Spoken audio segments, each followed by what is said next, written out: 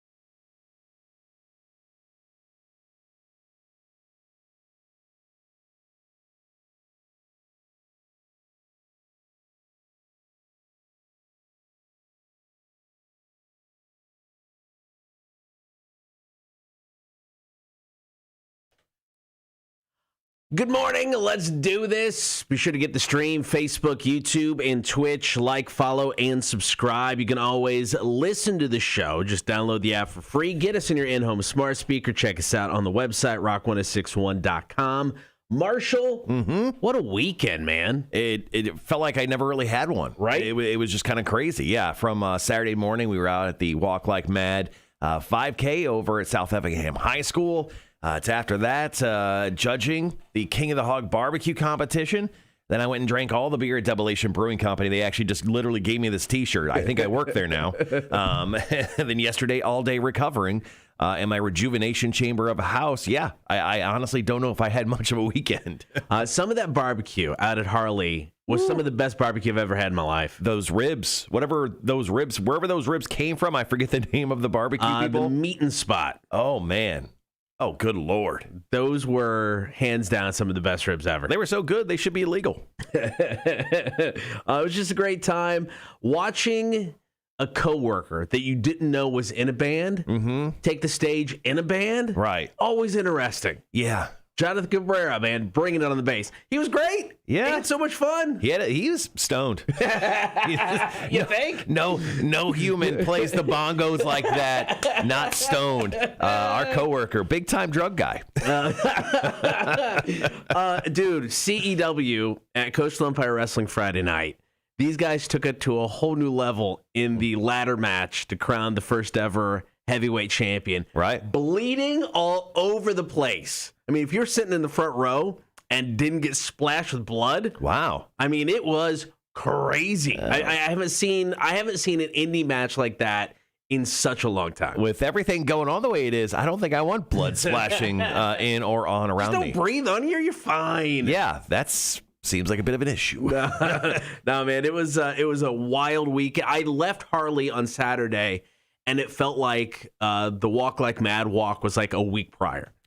Yeah, it was one of those kind of things. Yeah. Now you went out to Double-Ation. Did they have the mango habanero on tap? They had the mango habanero on tap, and I think they just tapped their oh my gosh, blood orange IPA as well. That was actually has been gone since the opening of Double-Ation Brewing Company back in April. Both beers, excellent. The habanero's got a nice kick, a spice kick to it, a very light, sweet mango taste to it. I think I probably drank 3 or 4 pints of it. All right, coming up on the show today, we've got a drunk line call.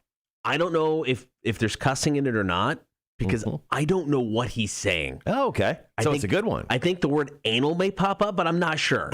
I don't know 100% what's being said in this call. Interesting. We're going to get to that. What animals do you think you can beat up? There is a legit survey about that. We're going to power rank dipping sauces. Going to take your calls, comments, and text. When did you bust someone doing something totally inappropriate? We got some great stories on the Facebook page. Oh, I can't wait for that. We're going to announce our winner for Food for Bonnaroo, plus about last night. Crazy story about somebody trying to hoard gas. Nick, I'm going to mispronounce his last name. Castiglionis. Oh, my God, I mispronounced it. There you go. That dude. A fan of his gave the most epic post-game interview ever. It was good. We got the audio. Plus, Florida man versus alligator. That's coming up next. Cotter and Marshall Show. Welcome to it. Offspring, let the bad times roll. Rock 1061.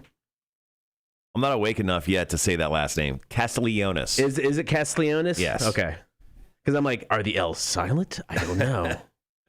Castiglionis. Morning, Gibby. How are you, buddy? What's up, Gibby? Gibby says I could choke a chicken. I beat that ham up.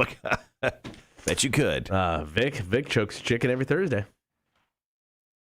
Anyone who didn't come out to the King of the Hog really missed out because Vic was there. Vic showed up. Yeah, I got a picture. I'll post it on the Instagram so everyone can see Vic. Dude, the latest version of Vic. Yeah, right? Yeah. Short hair Vic, still weird to me. I had so many people come up at Harley and say good things about the show that it made me nervous. Yeah, well, they were just saying nice things. They don't listen to the show. Maybe, and that's fine. But, dude, so many. So many. All right. Jesus Christ, I'm not awake today. I just I haven't hit that next level of awake. But as I do every morning at this time, let's share the fucking show. So what'd you do on Sunday, Cotter? I wrote trivia pretty much literally all day. That's really all I did. Today. It was something. I went to so I did like all my grown-up work at the beginning of the day. Like I paid the bills. Yeah. And I threw laundry in, and then I mowed the front and backyard and edged it. That took a minute. And then my wife just went, let's just go to Driftaway Cafe for lunch. And I'm like, that is a great idea. Nice. Their tuna tartare there, it like comes in like almost like a taco bowl. Yeah. Just imagine like all the ingredients with tuna tartare in it. It's gigantic. We both shared it. It was delightful. Nice. Wait. Oh, shit. Picked up 4 more foster cats. What? I know. So late last week, my wife's like, hey, there's multitudes of kittens that have come in. Are you okay if we take 4 more? I'm like, am I responsible for them in any way? She's like, no. I'm like, you do whatever you need to do. So Sunday, my wife picked up 4 kittens. Kittens. Like 10 weeks old, maybe. So they're now living in my upstairs bathroom. Cool. Yeah, so I have 10 cats in my house. No, 10 animals. 9 cats and a dog. So there you go. So many cats. There's no reason anyone should have that many cats. Well, because they're fostering them. They need help. They need a place to go. The kittens will be adopted out. I mean, if we have them more than 3 weeks, I'll be shocked. All right. They'll be adopted out pretty quick. That's so many cats, though. They all fucking, they probably all like, meow at the same time. It like echoes the windows in your house. So yeah, that was Sunday too. All right, guys, be right back.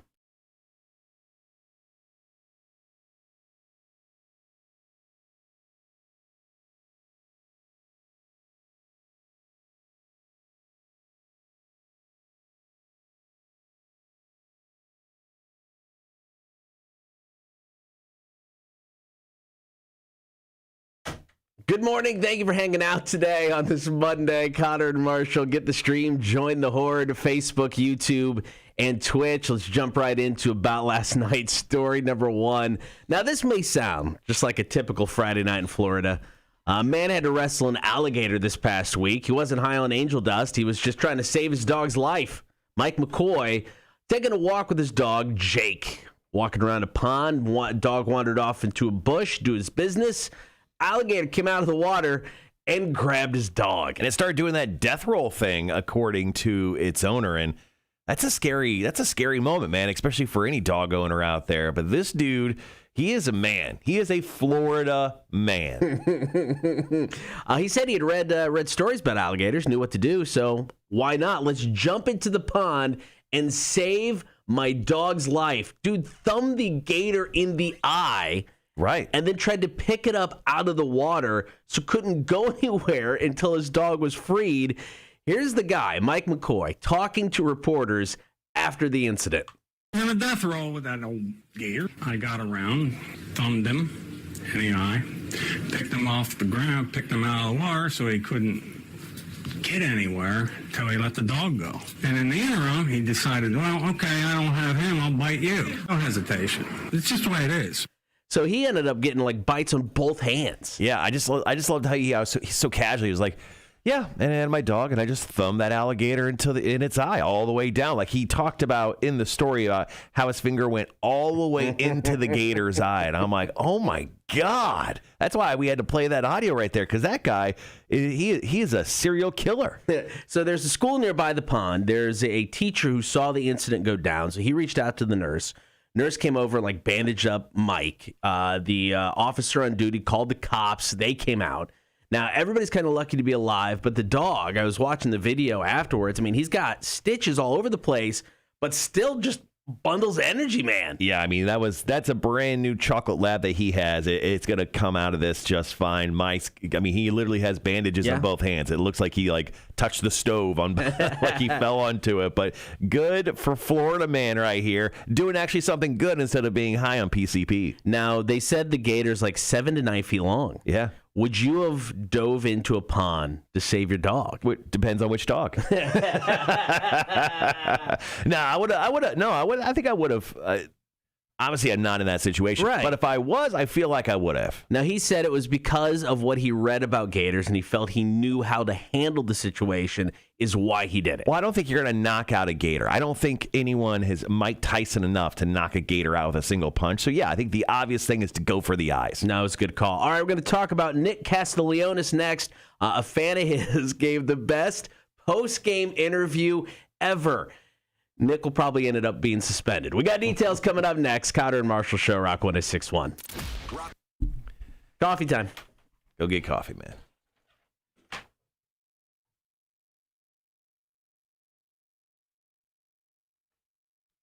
Should have him make me a cup, man. I don't think I'm awake yet. What up, Bodine? How you doing, man? 11 animals counting Cotter. Yeah. I think I feel like if it had my dog, I'd probably go after it. Charles, good morning, man. Sorry you only got half the work done on Saturday. But the good news is you wake up like 3 a.m., so you'll be fine. Got tons of time to get that done. Yeah, the weekend was crazy, guys. Straight out the gate, Friday we had something. I don't remember now. Oh, yeah, no, Friday after the show was actually kind of chill. Did a bunch of house stuff and just hung out at the house. And then Saturday morning, got up crazy early Saturday to go over to the Walk Like Mad 5K over at South Effingham High School. That was such a good time. The Mother Against Drunk Driving people here locally are fantastic. Can't wait to work with them again next year when they do the event. I think they're going to move it out to Tybee, but that should be very cool. Love to support those people and what they do. Their mission is incredible, and their stories are heartbreaking. And it's kind of a weird vibe when you get there because it's a lot of positiveness around the whole idea of the day itself, but obviously the stories there. I mean, they cut you in too. So the Mother Against Drunk Driving people, incredible. Buck Rogers, we got a chance to meet him. He was awesome. Yeah, man. He's a big time lawyer out of Atlanta, but he's also on the board of Mother Against Drunk Driving in Georgia. And he's not only a character, but he was a great guy to talk to and hang out with on Saturday. It's funny because the one guy was like, "Oh, he's a very serious guy," but then you start talking to him. He seems super cool. He was. I mean, I was expecting to be like just like this suit kind of guy, but not at all. Yeah, he was crazy personable and just great. He was super great guy. And then we did King of the Hog barbecue. Cotter, you were out there for all day. All day, man. It was great. Yeah, it was a lot of fun. It was a beautiful day. Yeah, I mean, it was a great day. So after we got done with the Mothers Against Drunk Driving event, I went home for a couple hours. You went straight there because you were doing some hosting stuff there. And then, you shot me a text. You're like, hey, man, judging starts at 2. And I'm like, all right. Yeah, because initially, like 3 o'clock judging. I'm like, perfect, no worries. And then whenever I texted you, they literally walked up. It's like, yeah, some of the barbecue people are really kind of wanting to do the judging. I'm like, okay, whatever, guys. And he's like, we're going to do it at 2. I'm like, All right, let me tell Marshall. Thankfully, I only live like less than 15 minutes away. I was like, yeah. I was fresh out of the shower, just got dressed. I got that text. I'm like, I guess I'm leaving right now. So, yeah, I went to King of the Hog for an hour and a half, however long. Saw Wanda, saw Vic. Yeah. Good to see those guys. Yeah. And then I jumped out of there and went to Debilation. I was at Debilation until 8 o'clock. Oh, nice. And then went over to my buddy Chris's house, hung out for a while, and then that was a wrap on Saturday. Okay. And then yesterday was all my grown-up stuff. And now I'm back here. So here we go. Yeah, yesterday was, so I'm starting, we got a new place where we're doing trivia and bingo. And I'm currently looking, if anybody's interested in hosting trivia, let me know. So now thinking I wasn't going to have to host trivia for the entire summer, I now have 2 nights a week. So until I find somebody who wants to host trivia and or bingo. So that'll be fun. So I had to write all kinds of trivia. Cool.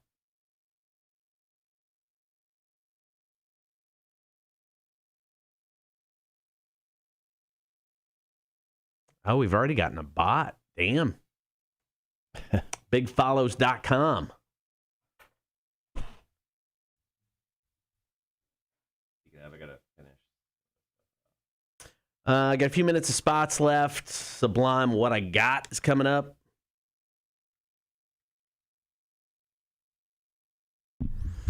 Nick Castellano's story is pretty good. We'll get to that. Gas hoarding went wrong. Get to that.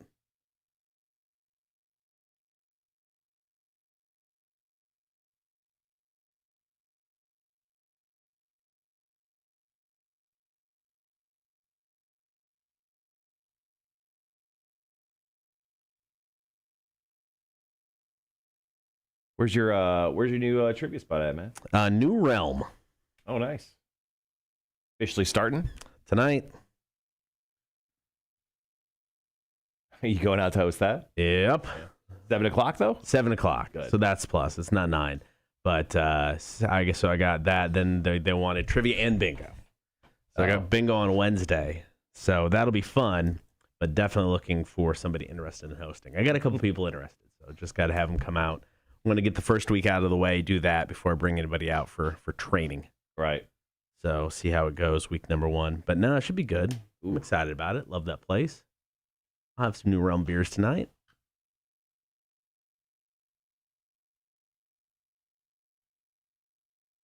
Carrying in the bingo machine into New Realm should be interesting. I know, right? From wherever you park. That's what I was thinking. Let's see. Rock 106.1 and the other one. Man, I am so slow today. I'll wake up eventually. Got 2 minutes. It'll hit me.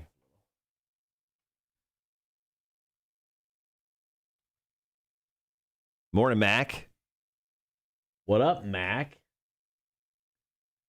Bodine says, I'll shoot you a round of Marvel trivia, Cotter. How many questions you need? Look at Josh helping out, man. We do. I did do a specialized round. Round 3 is usually a themed round. So, yeah, 10 questions is what I need, man. If you want to hit me up, I'll take it. Trying to work ahead. I got like 8 weeks worth of picture rounds done. So that was kind of nice. Is that and the mix and match picture round and the final round are always the biggest pain in the ass. Because we do like lists for the final round. So it's not just like straight up questions. It's got to be a question that has multiple answers. Mm-hmm. So after a while, you just kind of fry your brain. Name the fish that I've owned. Name the name of all of my cats. 9 of them. Jesus Christ. Do they even have names? They named them, yes. No, they got to get names right away because it's the name. The names kind of sell it, and they put the pictures up. So they're all orange cats. So I want to say they are all named after famous people with red hair. Okay. So one of them is Rupert for Rupert Grint. From Harry Potter. One of them is O'Brien for Conan O'Brien. One of them is named after the chick that plays Nebula in the Marvel Cinematic Universe, Karen Gillian. Yeah, that's her name. And then there's one more. I can't remember what the last one is. They were going to go Lucille Ball, but there was already a Lucille Ball cat. So they're staying away from doubling up. Yeah, that'd be an issue. There you go.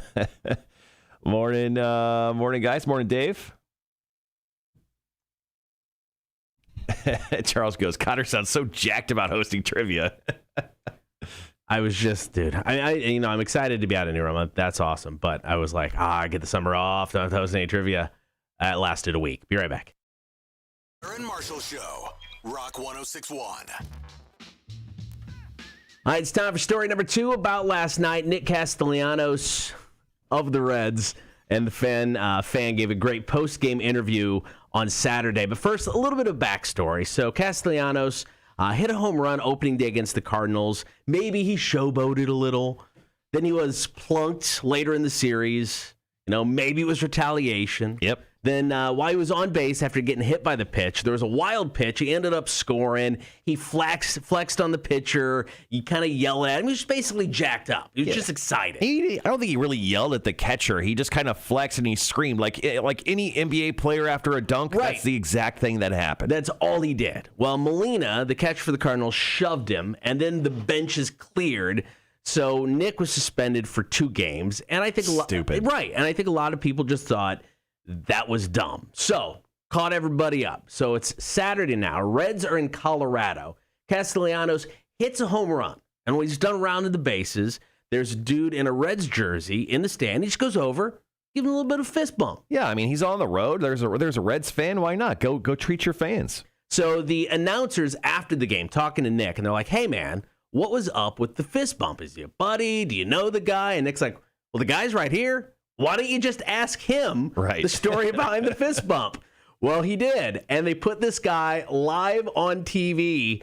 Here's what he had to say. Now, what led up to the fist bump? So, I told Nick when he got up there that he should imagine that Rob Manfred's face was on the baseball. And the next pitch, he lit it up over the fence, baby. End it right there. Whatever it takes, right? Whatever it takes. All right, thanks for joining us. Now, of course, that is the commissioner of baseball's face. He told him to imagine on that baseball. Now, if Nick said that on the broadcast, he'd probably get suspended. Oh, he totally gets suspended. But now that he had the fan do it, I think his hands are wiped clean of any sort of suspension from this. He just kind of sat there in like this b-boy stance, with his arms crossed. It was awesome. No, yeah, he knew what the fan was going to say, and he agreed with what the fan had to say. You could tell just by the way he stood there. Yep. And there's such an awesome story, though. But yeah, I wouldn't be surprised if baseball came down and found some way to suspend him or ban that fan from ever attending a game again. Is Nick the bad boy of baseball right now? Maybe. I think so. Is he the Conor McGregor of baseball? I'm getting this vibe from Nick this season, and I love it. He needs to bring this fan wherever he goes. He's now got a hype man. Yeah, he should. He absolutely should. You get season tickets for every ballpark every time we play. All right, one more story to go. It's just another reason why you shouldn't hoard gas. We got the details coming up after Highly Suspect. Here's 16, Cotter and Marshall Show, Rock 106.1. Hoard gas and be a criminal. Yeah. Yeah. Yeah, guys, after the gas hoarder story, we will talk about our 20th anniversary show and then name our winner for the Foo for Bonnaroo. Josh Bodine, what's Cotter Station's email? You can just email kmshow@rock1061.com. So K for Cotter with a K. mshow@rock1061.com, Josh. I'm going to go get my coffee. Go get your coffee. In case anyone was wondering, I kept up my salad habits over the weekend. Not much on Saturday, but definitely yesterday. Ate a beautiful, beautiful southwestern salad with a piece of salmon. Oh, delightful. That was for dinner. For lunch, had a tuna tartare deal. It was delightful. Keep it up with my salad boy ways.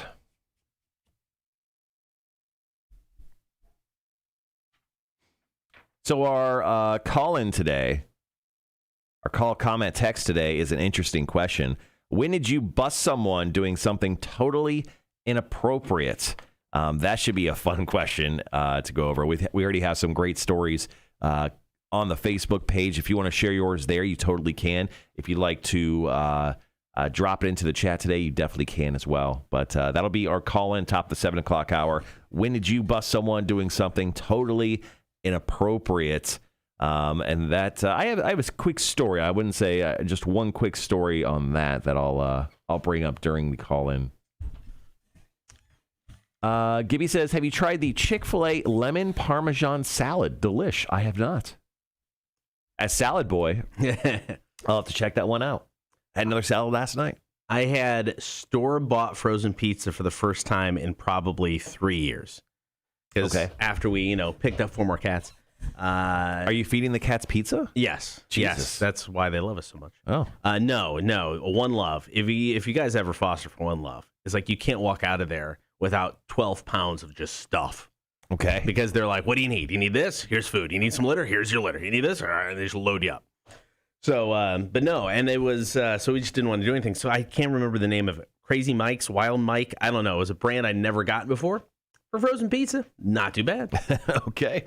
Pleasantly surprised. I did douse it with some of MF Hot Sauce's pineapple and pizza hot sauce, which is delicious. Yeah, it is.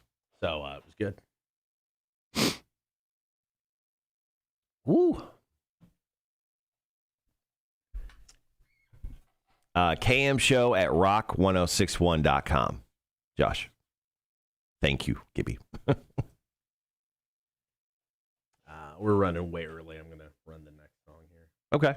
Yeah, when I was mowing yesterday, everything in the world got kicked up, so I'm a little stuffy today. Yeah, I did not get to mowing yesterday. Did not happen. I'm not surprised. I'm not surprised, Cotter. Your piece of yard that you didn't cut from last month, screaming. I know. I can hear it.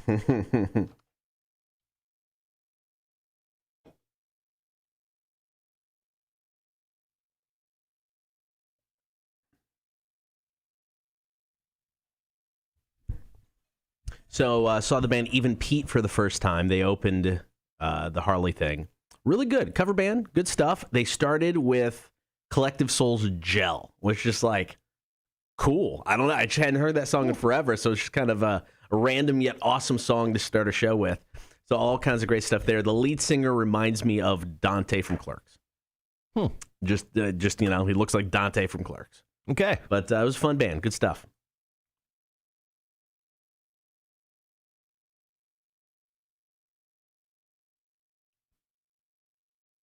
Gibby, sounds like you had a positive, forward momentum weekend. Getting all sorts of stuff clean. Damn. Productive.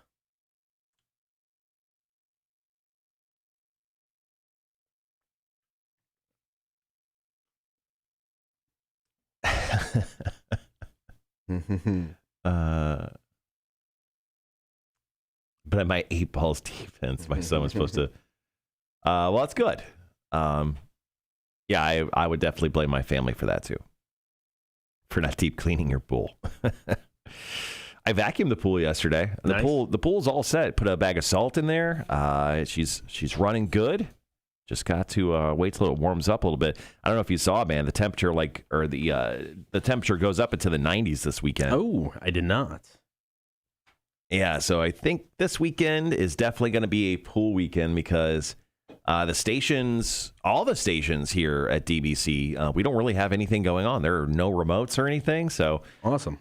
Should be a nice and quiet weekend. It's good.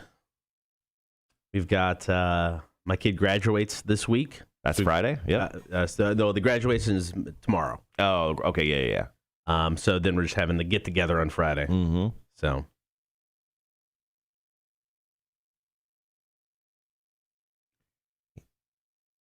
Yeah, I think I'm going out to Tybee this weekend. I think this is a good nice. Get out to Tybee weekend before Memorial Day. Yeah, it's a good call. Visit Tybee. I keep telling the wife we need to go, so maybe Saturday, because just get everybody up and go. Hit up Huckapoo's on the way back. Mm-hmm.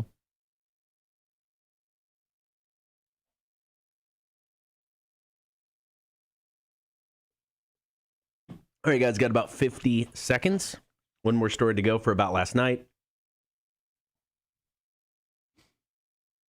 Sounds like Dave had a good time in Fernandina Beach, Florida. Excellent. A couple breweries. Gibby's got a going away party for his son this weekend.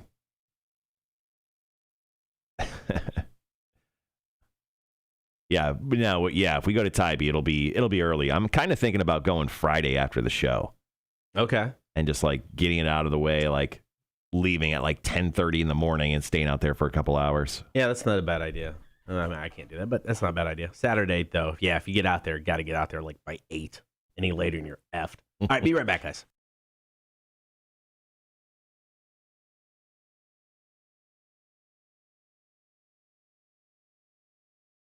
Connor and Marshall. Rock 1061. One more story with about last night. So we had the story last week about people unnecessarily hoarding gas, which in return caused a little bit of a shortage for some gas stations. Everything seems to be okay now. Well, however, a woman in South Carolina thought she'd hoard some gas and be like, all right, I'm all good. Well, 28-year-old Jessica Patterson was out driving near the town of Pickens in South Carolina last week. That is the most southern-sounding name for a town ever. Pickens. When she caught the attention of the police because the plates on her car had been reported stolen. So she freaked out when she saw the cops, and she led them on a high-speed chase, which not a smart move. No. Because in the back of her car, several containers of hoarded gas. Yeah, and of course, when she was driving, she kind of, flipped the car because it ran off the road. Of course, when she flipped the car and it finally kind of came to a stop, there was multiple explosions heard because, she had just gallons and gallons of gas in the back of her vehicle because there was a small fire. Anyway, she was pulled out of the vehicle alive. That's the good news. The bad news is she has severe burns because, she was hoarding gas and they all exploded just feet away from her. So she was in the hospital. Don't know what the charges are going to be yet, but come on, kids. Don't hoard the gas. And then just don't run from the cops. Well, that's the thing is, like, the gas thing's already over with. Like, right? I know. That's the funny part. Gas went down 20 cents yesterday. So if you hoarded gas, what are you doing with it at this point in time? Just looking at it. I mean, really, it's you can't return it. There's nothing it just sits there in containers in your garage. Yeah. That's not safe. I've been trying to go through 5 gallons of gas from, like, the last hurricane we had. It's still there. All right, coming up next, we're going to talk 20th anniversary concert. Also, over the last 2 weeks, we did Foo for Bonnaroo. We've got a winner. We'll tell you who it is. It's coming up next. Connor and Marshall Show, Rock 1061. Gibby, ask Mac, is that the most southern name for a town? Pickens? Yeah. I don't know if Mac's still on the stream or not, but when she comes in later today, we'll definitely ask her.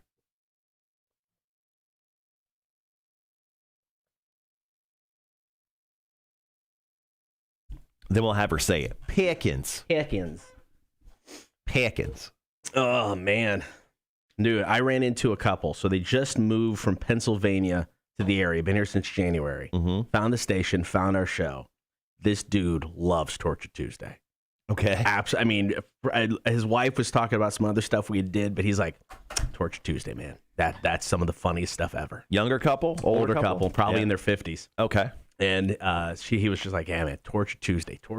I'm like, it kind of sucks for us, right? He goes, no, I bet it does. He goes, but I love it. Well, it's good. I'm glad they like something on the show. He loved it. It's better than hating all of it. Yes.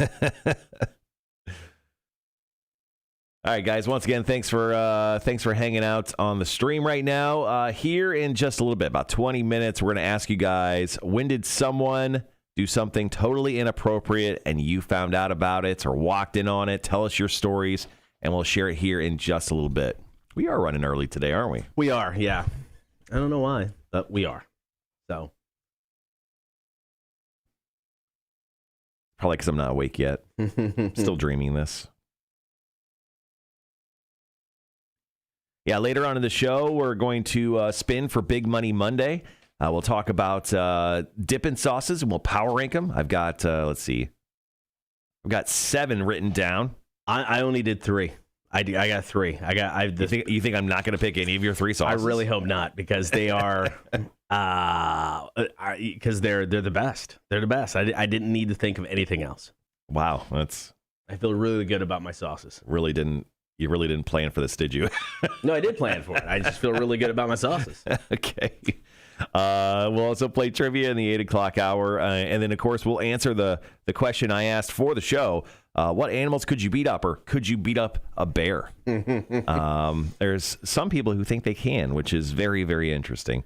And then we'll end the show with the drunk line and Marshall's music news. Kat Von D, the famous tattoo artist who's been on a bunch of TV shows.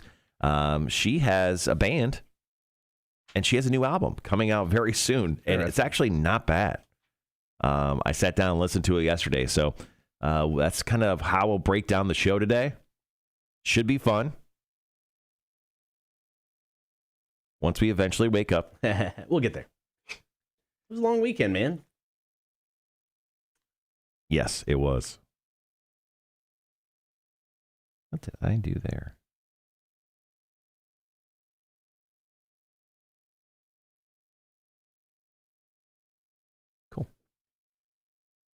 If you guys have any questions that you want answered by the Magic 8 Ball, please let me know. I got into some hot water with the Magic 8 Ball last week. Wanda, who's, I don't think she's on the chat yet, but she hangs out with us just about every day on the chat. She asked for one of her daughters, if one of her daughters was going to pass her exam that's happening this week, and the Magic 8 Ball said no. So when I saw Wanda, she had her daughter with her. She was there, yeah. They weren't happy with me, and I deflected blame to the Magic 8 Ball. I just shake the Magic 8 Ball. I'm not the Magic 8 Ball. So if anyone does have a question for the Magic 8 Ball, let me know. Had you ever met Vic's wife? I didn't even know she existed. That was the first. Yeah, I knew he had one, right? Because he kept talking about her, but I didn't actually believe him. No, I really didn't. But very, very nice lady. Mm-hmm. She is a saint. A saint. Yeah, for putting up with Vic. Yeah, we love you, Vic. You know that. But man, your wife's a saint. Oh, he knows. He absolutely does know.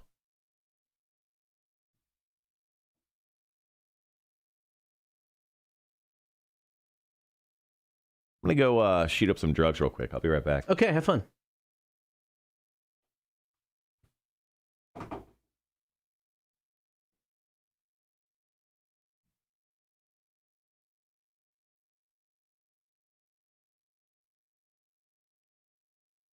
All right, what else has come up on the show? Yeah, he kind of ran down some of it. Drunk line. Dude, we got a call from somebody. Seriously, I'm not 100% sure what he's saying. I can't make it out. I always listen to these things multiple times to make sure I beep out any cuss words. I don't know if the one today has cuss words in it or not, because I can't understand what he's saying. He lost a phone. There's something about somebody paying to see his pee-pee, his words. I don't know. He may cuss in it. I can't tell. I don't think he knew. He had no idea what was going on. Then Shamu guy's back. I don't remember if you remember, guys, from a few weeks ago. We had a guy talking about Shamu. Well, this guy's back. I think, have you seen The Boys? The character, The Deep, who, loves him some aquatic life. I mean, loves him some aquatic life. I think this caller is kind of into Shamu in weird ways. I mean, you do you, that's fine. But I think he's into Shamu in weird ways. Just throwing it out there.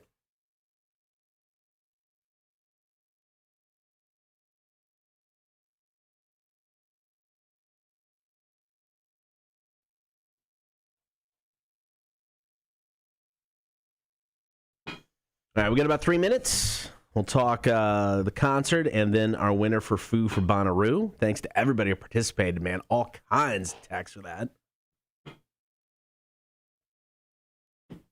I don't know if the mermaids, all he talks about is Shamu, man. I think he's got a weird thing for killer whales. That's all I'm saying. Who's that? One of the drunk calls. Remember a couple weeks back, the guy who was talking about Shamu? Yeah. He's back. He's back with another call. More stuff about Shamu. I think he, like The Deep from The Boys, how he loves him some aquatic life. I think this caller might have odd feelings for Shamu. Maybe his first sexual experience was at a SeaWorld. Maybe. You ever think about that? The orca. I like it. Maybe that was it. He's in the back row of Shamu the Killer Whale show, watching Shamu the whole time. Maybe their eyes locked. I don't know. Can't get an erection without a picture of Shamu. Just the constant sounding of the blowing of their hole. Speaking of, Vic on Saturday gave me Viagra. He goes, dude, I got something for you. I'm like, what is it? He's like, I got Viagra. I'm like, I don't need Viagra. No, take the Viagra. It's like you're 18 again. Take the Viagra. You're gonna come back wanting more. Take the Viagra. Wow. Wow. So there you go. Yeah, 90 seconds. It's very odd. That's awesome. Vic's an interesting cat, guys. I can't wait for everybody to meet him. Gave you Viagra. I guess he's a drug guy now. He is. See, I don't consider that peer pressure because I think he's only a few years older than me, isn't he, Vic? I have no idea how old Vic is. Because I don't mean to sound like a dick. He's not as old as he looks. He's not as old as he looks. Could not tell. He's not 50. He's not 50 yet. I guess I could look it up, but I won't. I won't even waste my time doing that. Because who knows if it's even true? That's true. That's an excellent point. But I'm glad you got some Viagra now, bro. Vic. Whether you use it or not, that's your own personal choice. Right? All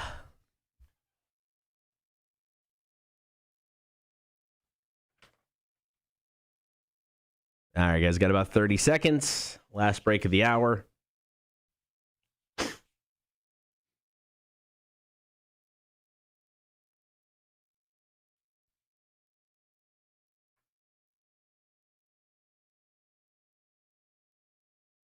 All right, we'll be right back.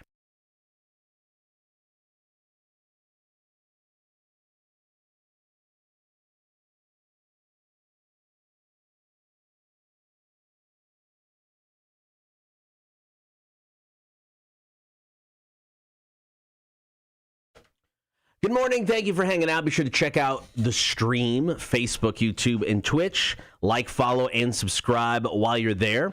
Saturday, July 3rd, kick off your 4th of July weekend with us at Trustee's Garden, downtown Savannah. It is the Rock 106.1 20th anniversary concert. Tickets are only $25 at the moment, so go buy your tickets up while we're mentioning it, because they could go up in price and then kick yourself in the ass for not buying them, because you could have saved yourself some money and then obviously spend something else with that money, like bills or maybe beer at the show. I don't know. I'm just throwing my hands up here.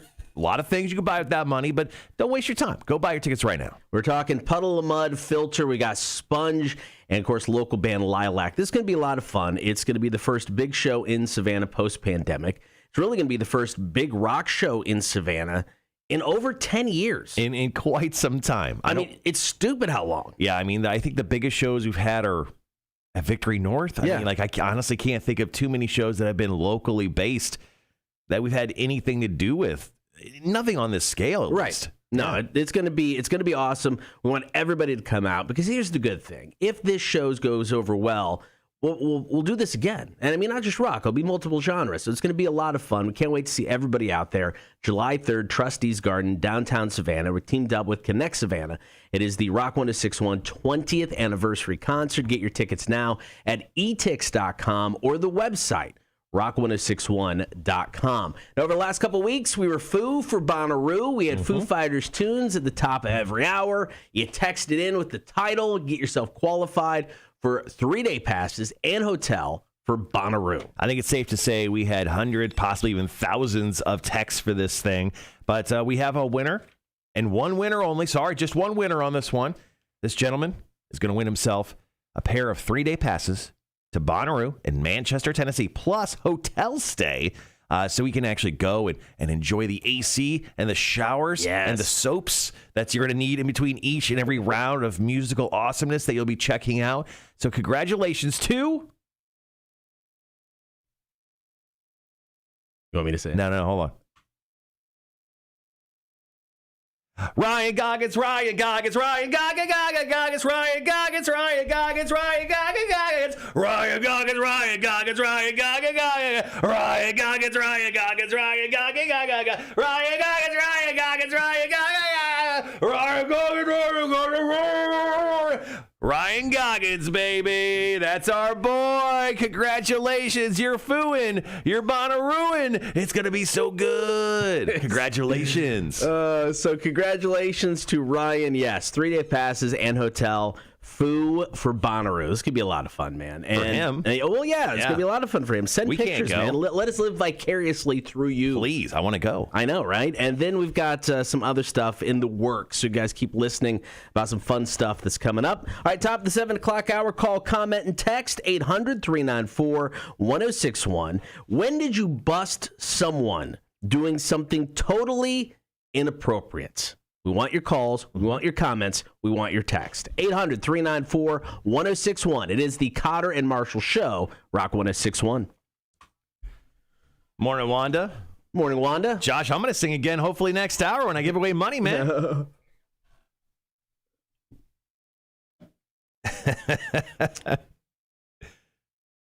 Sorry, I just love singing. It brings joy to everyone. Gibby goes, oh, make that joyful noise, Marshall. I wrote that song last night, man. It just took a lot out of me. He's got a great last name.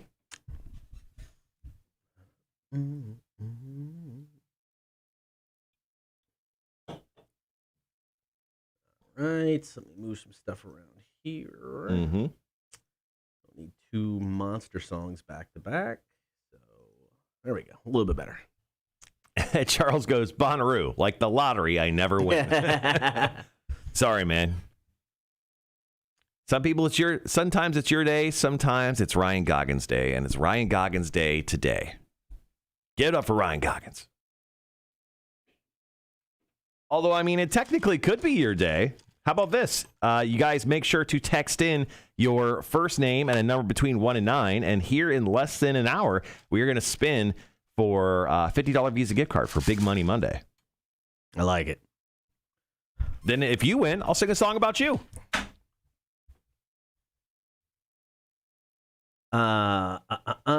So because of my daughter's graduation tomorrow, I will not be able to go to the thing. So represent at the thing. Oh, okay. So Yep.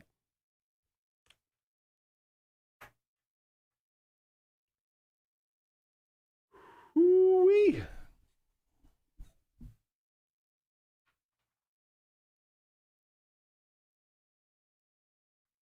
So you said your daughter doesn't graduate actually at the high school. She graduates at Savannah State. yeah, typically what they would have done, what they did in the past was they did all the graduations at the Civic Center. So it's like, you know, at 1 o'clock it's Savannah Arts Academy, at 3 o'clock is this, and they just kind of knock them all out. Well, because of COVID, they didn't have graduations last year, and they didn't want to go back inside yet this year, so they're doing them at Savannah State. Are they still doing them tiered like that, Yeah, or are they just yeah. go? Okay, I was thinking they just do it all at once. I'm like, well, that's actually dumb. Yeah, no, it's separate schools, and then you're allowed 3 because in the for the one at the Civic Center, I don't know if there was a limit as to how many people you could bring. You know, my parents came down for my oldest graduation. For this one, you got 3 tickets. Right. You know, and you had to go through and you had to basically go online, put your name in, they email you the ticket, and then your entire party has to show up at the same time. So it's like people are trying to get other tickets. So if Stupid. I get it, but yeah. So we had an extra ticket. So if we were to give somebody our ticket, they'd have to sit with us. You know, so I'm like, we're not. You know, sorry guys, that ticket's going to go to waste. I would sell them. I don't Wonder how much. What's the secondary market on a graduation ticket? I guess it depends on how bad you wanted to go. The other downside, though, is too. So, say we sell that to somebody I don't know, and we can't be seated until they were there. Yeah. You know, so now I'm stuck waiting on somebody who could be late. You know, and then how long do you wait before you say F it and go in, and then you piss somebody off? Nah, not worth it. Not worth it. Wanda says she got a little burn on Saturday. There you go. Well, you know, that's the cost of hanging out and eating tasty barbecue. Morning, Sean. How are you? Morning, Sean. Dude, we had some delicious meats on Saturday, Sean. Sean would be very jealous of our meat eating. Yeah, it was pretty awesome. How many calories of barbecue do you think we ate just sitting at that table? I still feel fat. I mean, from it? yeah, I do. It's like, I know Maybe that's why I'm like so slow today. I'm still clogged full of barbecue from Saturday. I mean, I know we had pizza yesterday as well, and I had a couple beers, sure. But, I mean, I have felt full continually since the barbecue. And I mean, yeah, because I mean, after a while, it's just like, I know I should stop eating, but this is so good, I'm just going to keep eating it. Yeah, I mean, they just gave us like plate after plate of barbecue. And, you know, you want to take a bite of like certain pieces of the meat, like kind of like the top crust or the burnt ends. You want to eat like little pieces to get a good idea of how it all tasted because you're not going to eat all of it. So, hey, you just pick it in each meal, each thing. And we had like, I don't know, 10 different things to eat. So maybe actually 12, something like that. I was surprised. I thought the portions would be much smaller. First time I opened the container, I was like, oh, that's like a full portion. Yeah, I feel like we were wasting a lot of food. I felt bad. Yeah. So then I ate too much because now I didn't want to feel bad. Vicious cycle. Mm-hmm. But it was delicious. I mean, none of it was bad. No. You know, I mean, there were some that weren't as good as the other. Because, I mean, I did the chili cook-off at Savannah Harley pre-pandemic. Mm-hmm. There were a couple of those. I mean, every judge agreed where it was like, one of them tasted like they used it as an ashtray. I mean, it just tasted like cigarette smoke. Definitely smoky. And everybody was like, this is some of the most disgusting stuff I've ever had before in my life. But none of the barbecue was that. But some of it was just top notch. Wanda wants to know who won. Do you know who won? The Honey Lovins won. So that was the big one. They had like the big camper there. So the Honey Lovins won. Meat and Spot got second. Meat and Spot also won best sauce. They're the one with that like whatever brown sugar cinnamon sauce they had. And then Honey Lovins won popular vote. So there you go. Yeah. Honey Lovins raked it in. Yeah. All right, guys. Once again, here in just a few moments, we are going to ask you guys, when did you bust someone doing something totally inappropriate? Share your stories on the chat right now. If you do so, we can share them, to everyone else. I know we got some great stories on the Facebook page. And actually, how do you want to do this, being that we're going on in, 10 minutes? Yeah, we got about 10 minutes. Let me make this larger so I can see it real quick. We start there in my old man eyes. I got one. I mean, I can go over the cocaine one real quick. I know I've told the story before. I also got the got the story about my dad at catching me at work. Mm-hmm. So I could tell that story. And then I don't know. We don't want to read all of these. Do we have anything on the stream yet? Right? Nothing on the stream yet. Okay. Charles just actually dropped one in. Okay. Because Tessie's is funny. I mean, she doesn't actually have a story, just like it's public domain. I'm not touching most of these, especially this one. That's just kind of funny. Got a couple from Wanda, and then Jeff Weaver actually just happened last night, he said. Let's kick off. I'll tell mine, and then I can kick off with Jeff's, just because it was so recent. And then, do you want to go with Charles's?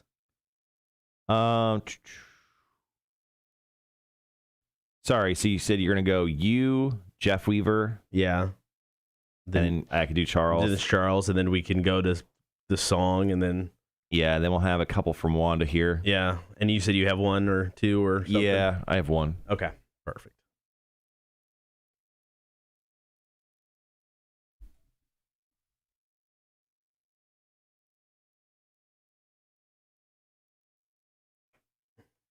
Got yours, Wanda. Thank you very much. Good to see you on Saturday. You and the family. Part of the family. Charles, that's quite the story. Oh, man. And Wanda got to meet Vic. Yeah. So there you go. Well, what a moment that was. I know, right? I'm actually going to post the picture of us and Vic on the Instagram page. The girls are in love with Marshall's hair. It's something.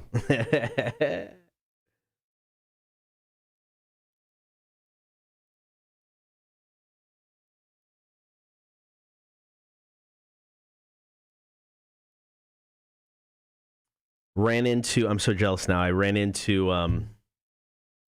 oh man, what's his name?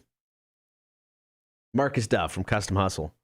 And we were talking on Saturday. He was at the Harley event. Like, man, what's going on? What's new? What's new in the world, your life? He's like, well, I've always just wanted to hop on my bike and just drive and just kind of tour the United States. I'm like, that's awesome. He goes, I'm taking next month off. That's exactly what I'm doing. I'm like, that's amazing. And, well, Marcus Dove does not have a great history on his motorcycle being that he got hit last year. Or was it last year or the year before? The year before, I think. Yeah, like 2 years ago. He got hit on his motorcycle, and he like broke his pelvis. Yeah. It was not a great time for him. But he's back in the saddle, man. But Good for him. Him and the wife, he said they went down to, because he's never obviously ridden the bike for that long, so they took it down to Tampa just because I had to, get my ass used to staying on it that long. But down to Tampa, everything was great. So he's like, next month we're just going. Don't know where I'm going exactly. I'm just going. Like, that's kind of amazing. That's awesome. I want to take a month off.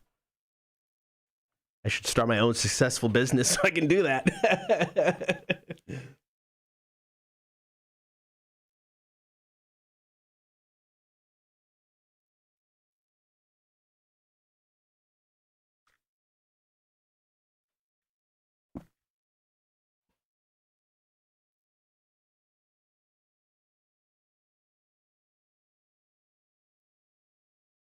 We still got about 5 minutes. Another song after this.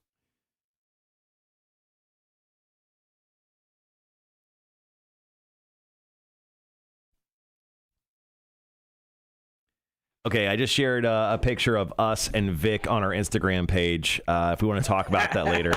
Wanda, yes, can't believe it. I got to shake hands with Vic. Then I thought about it and wondered if it was his masturbating hand. There's bathrooms on site. Hopefully you wash your hands. That's amazing. I think I just fist bumped him. That was enough. Thank God it wasn't Thursday. So there was enough days in between.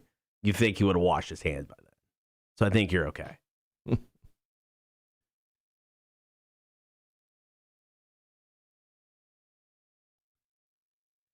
All right. All right, so we're going... I'll share mine real quick. I'll set it up, share mine. I'll read Jeff Weaver's. Cool, and then I'll read Charles's story. Yeah. Perfect. All right, guys, anyone on the chat who hasn't yet, make sure to drop in your stories about when you busted someone doing something totally inappropriate. Maybe they were stealing something. Maybe they're getting weird and sexy. Maybe they were murdering someone. There's probably some stories around that, too. Feel free to share them right here on the chat. Woo. Just in case anyone's wondering, Hefe looks great today.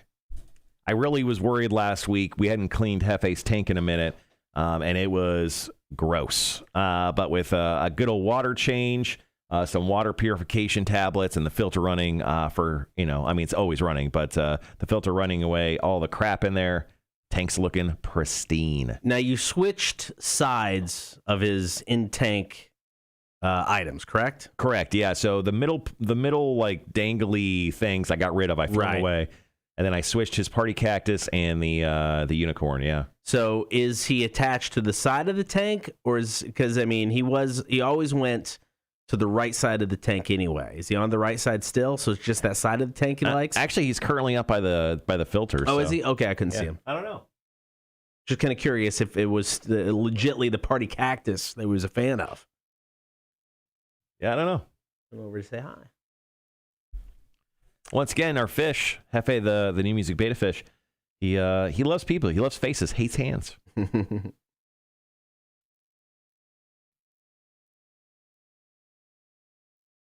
I've seen Vic stumbling around. Welcome to Rockville, said Charles. Yeah. Vic's a weird cat. I think he was so weird. He got really mad at me because I saw him at Welcome to Rockville a couple years ago, Vic. And I didn't give him VIP passes. And he was mad at me for that. And he I think he kind of told me to fuck off. I don't really remember, but yeah. Neither does he, so it's okay. Yeah, no, exactly, right? And then I felt like he was giving me the stank eye for like a minute after that too. Yeah. Vic is he's a treasure. He's a weird guy. But if you guys have not seen Vic before, please go to our Instagram page, Rock1061, or Cotter and Marshall Instagram page. I actually just posted the video of Vic there, and it's something special. It really is. Yeah, Josh, writing trivia it can be a pain in the ass, man. I got 3 games outside of the stuff we play on the air. I got 3 games I got to write every week. I do have a service that we use. If you're interested, it's $50 a month, and they give you all kinds of different rounds and stuff. It actually helps, but it doesn't take care of everything. So, yeah, man, after you write 3 games a week, it's a pain in the ass.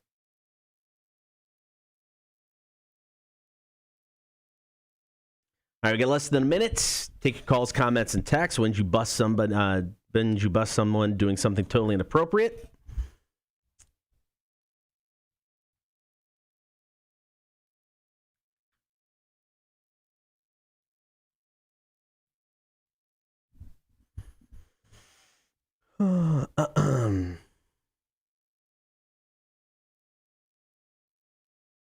Figure out when. So the mango habanero out at Debilation, do you know if it was a bigger batch or was a smaller batch? Did he say at all? I don't know. Okay. Because I know that mint chocolate one was a very small batch. Right. So I would like to try the habanero one eventually. But all right, guys, be right back.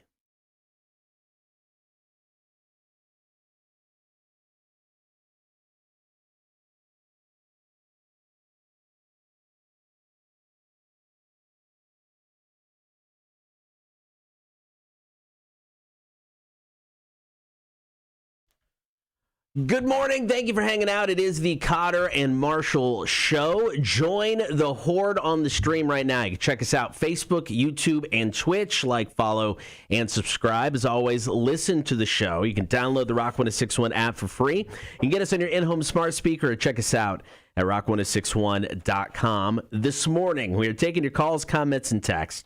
When did you bust someone doing something totally inappropriate? Or maybe you're the one who got busted for doing an inappropriate thing. Yeah, that happens. From time to time, it does. Yeah. I mean, the one that always comes to mind for me on this, and I have told the story on the air before, is when I was at a local restaurant. I was there to host trivia. We had our equipment in the back room. Here in Savannah. Okay. And I went into the back room, and there were 3 employees doing some cocaine. Cocaine.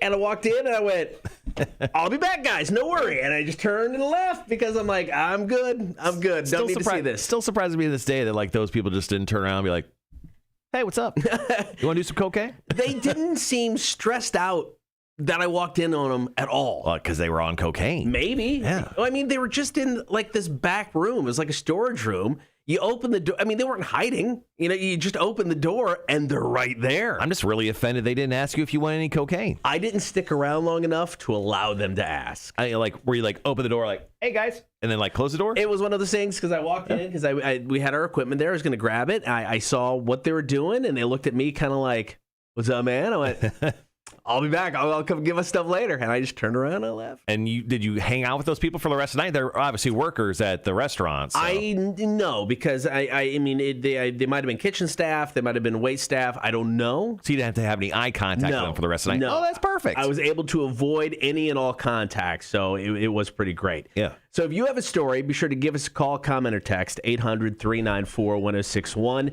Jeff Weaver commented on the Facebook page. Last night, and after a few drinks, me and the wife decided to have some fun in the pool. Gross. Good for you, man. Well, we were going at it when all of a sudden our female neighbor let out a loud moan. Needless to say, my wife wasn't too happy. Me, I thought it was funny as hell. So now that's sounds like the question. His neighbor saw him and was just kind of like messing with him. Right. Yeah. So, I mean, that's kind of creepy. Maybe that's like a mating signal from his neighbor. Maybe his neighbor wanted to join. Maybe. Ooh. Yeah.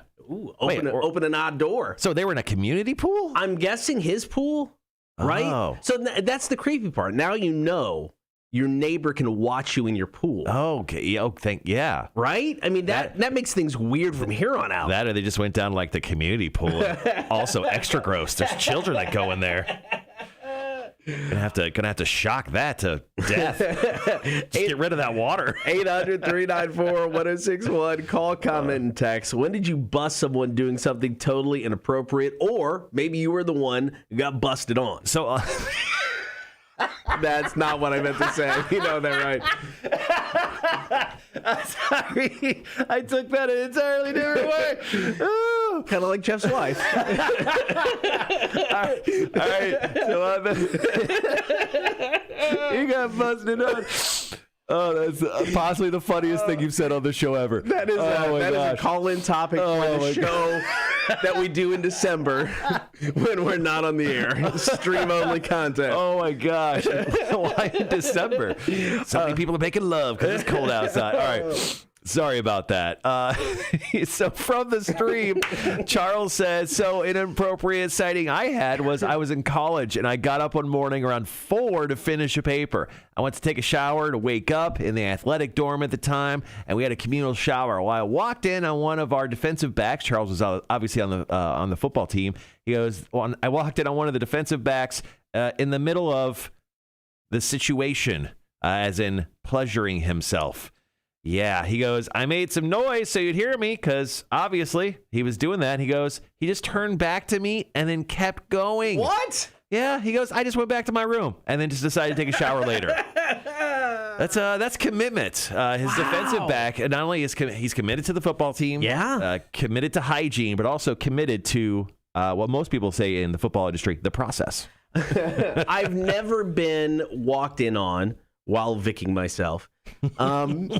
But if I would have, there's no way in hell I'm just going to keep going. I'm stopping. I'm probably going to cover myself. Something. You know? This gentleman did not. I mean, you're right. You want to help? I mean, what are you doing? I don't know.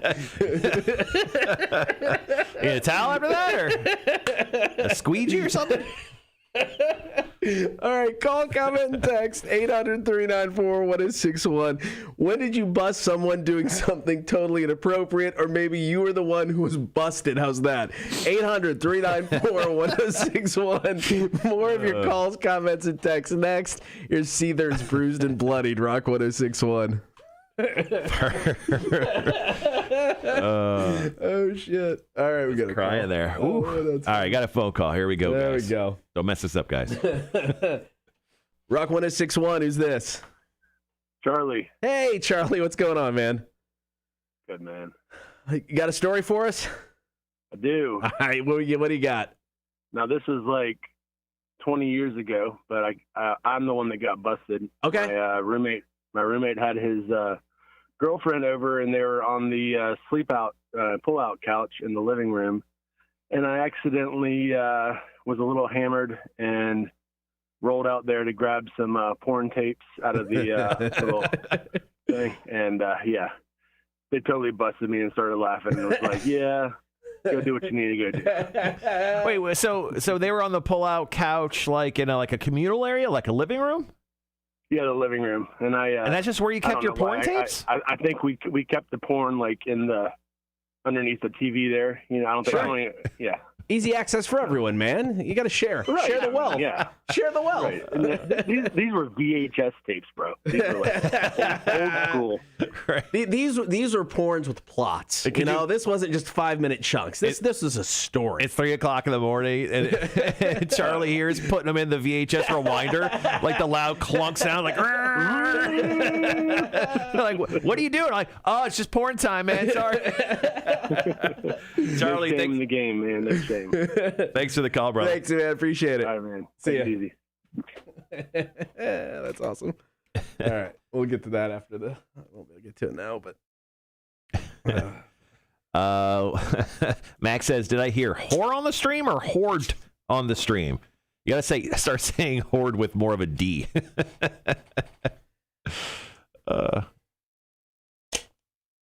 Or maybe horse on the stream. I don't know.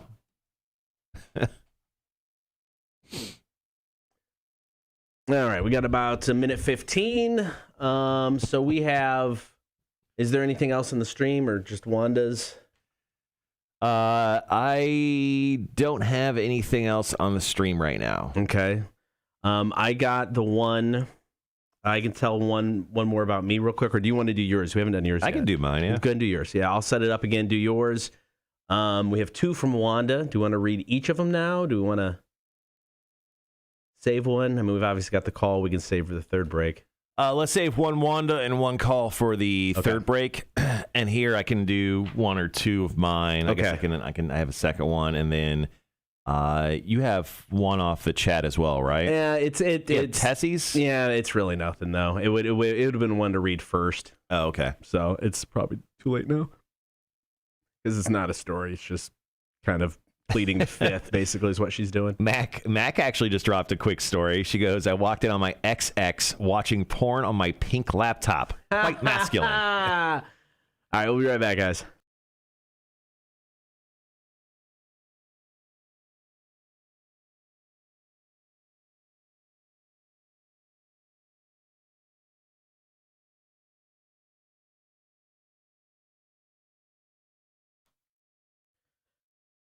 Good morning. We are taking your calls, comments, and text 800-394-1061. When did you bust someone doing something totally inappropriate, or maybe you were the one who was busted? So give us a call, 800-394-1061. Yeah, this has happened a couple times in my life, and they're both revolving around sexy time. So I was hanging out. I guess I was like just in college. So this is prior to me dropping out of college. Oh, okay. So this is Smart Marshall, right?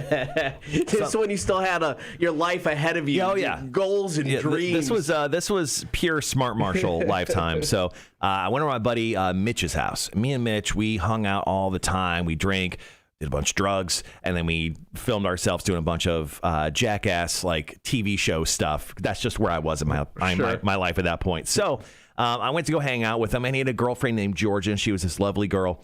And it was like 2:00 in the afternoon. And I was like, I just got done with college that day. And I'm like, I'm going over, we're going to slam some beers and do whatever we do. I walk in, and like I was such a good friend with him. I didn't need a knock. Right. His buddies. I just walk right into his house anytime I want. Right. And his bed actually was in like this main living room kind of area. He kind of lived with his grandma at the time. Right. Obviously, we were doing well for ourselves. He was making sweet, sweet love to his girlfriend. There was lots of sheets involved. I saw nothing, but I walked in, and I saw some movement from the corner. And then I realized what was happening, and then I just started laughing. And I was like, "This is hilarious! Who would have thought I'd walk in on you guys?" And I was just laughing, and I was like, "Woo-hoo-hoo-hoo." And they're like, "Get out!" And I was like, "Oh yeah, sorry guys, sorry about that." So yeah, I walked in on their inappropriate situation, but obviously they were in their home. Kind of, maybe I was the inappropriate one there. Maybe, but not for sure.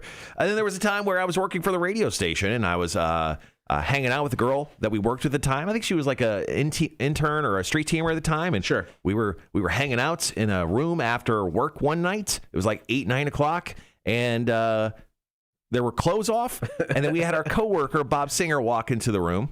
At that time, I think you were at the radio station at that time. Oh, yeah. And he just walked in. He was like, "Oh, I was looking for a radio." I was like, "At the radio station?" Like, you knew what was going on here. Just wanted to see some action. All right, we got a couple of messages from Wanda. The first one, my niece had a habit of biting her fingernails, got onto her all the time. So maybe 3 years ago, we were driving home, thought I saw her doing something weird, and just as I suspected my niece was chewing her toenails off with her teeth. What? She hasn't lived it down to today. She was chewing her toenails. Oh, my. That is utterly disgusting. Like, chewing fingernails. My wife chews her fingernails. I'm not going to lie. I hate it. It's gross. But you know what? She does that. It's not, she used to do it a lot. Yeah. Now she doesn't as much. But chewing nails in general, I think that is one of those things that grosses me out. Really? Yeah, I'm not for it. Okay. You chew your nails? I used to. I don't anymore. I used to all the time. But yeah, no, I don't do it anymore. Even like, what age did you stop chewing your nails? I did it a lot in high school. So, okay. I mean, it was, maybe late teens, early 20s I stopped. Ooh. But yeah, I mean, I chewed my nails all the time. I actually have a stream story here, and this is from our one and only Mac, who joins us for Chicks on Dudes. She goes, I walked in on my ex watching porn on my pink laptop. She goes, quite masculine. Well, I mean, sometimes the mood hits you, and you got to take any device you got laying around. You grabbing your girlfriend's laptop?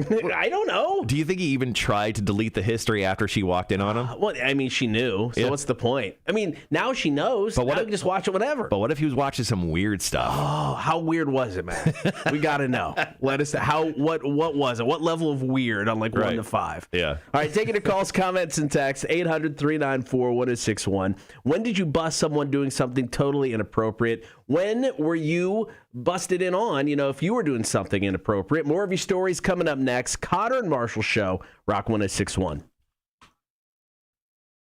I got to edit that call real quick.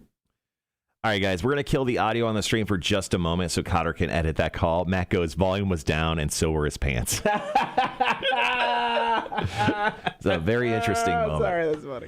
In the middle of that break, the roofers dropped an electrical cord that banged against the windows of our studio twice. So kudos to us for being professional and ignoring it. All right, guys, I'll be right back.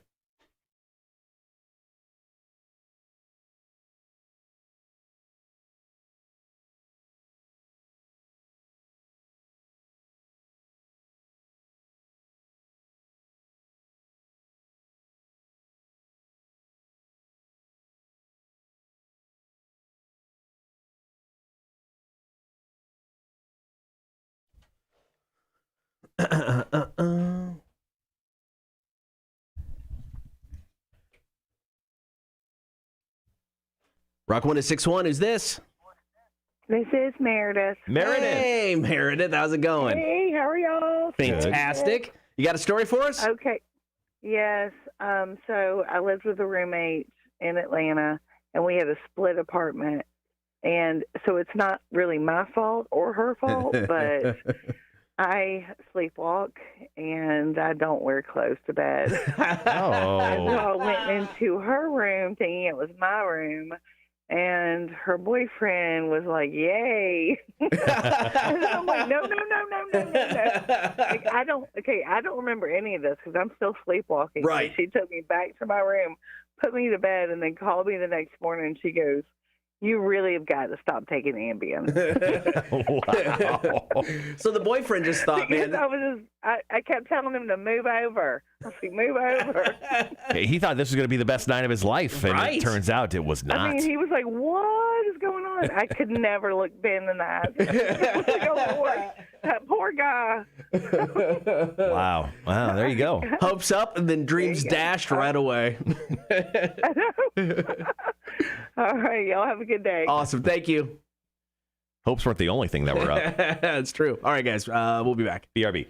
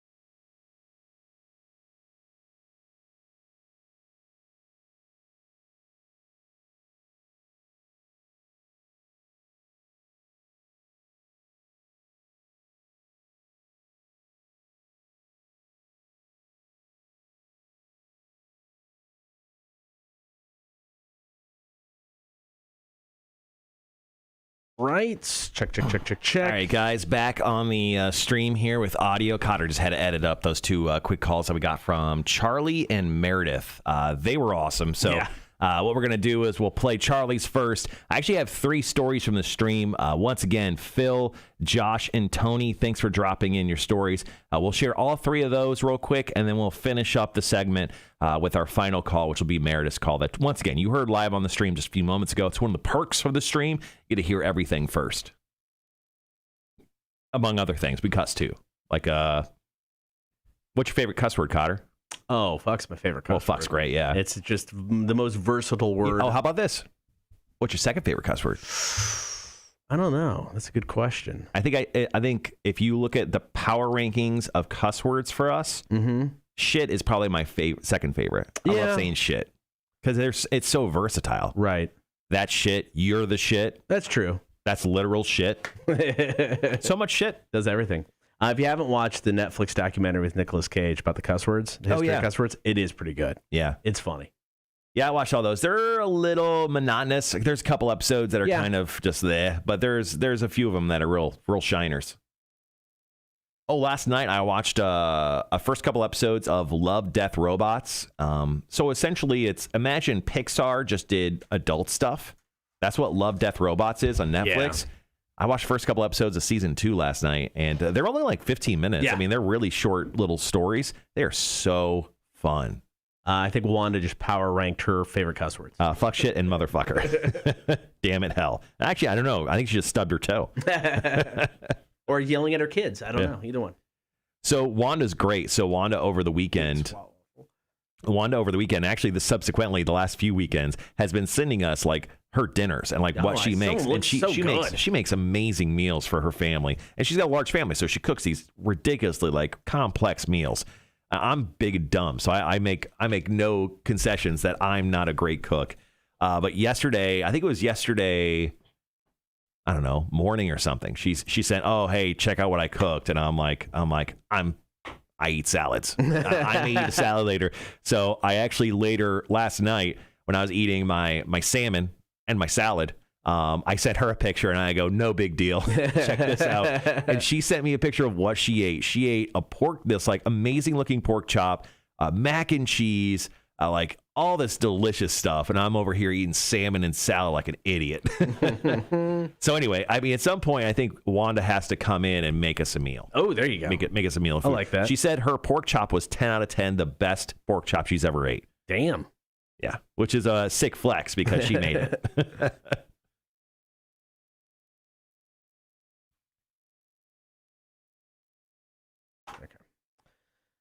All right, we got about 20 seconds, guys. Okay, so I'm going to do... I got Phil's story. Okay. I have Josh's story. And then I've got Tony's story. Okay. And those are the 3 that I'll share. Let's see. All right, I'll be right back.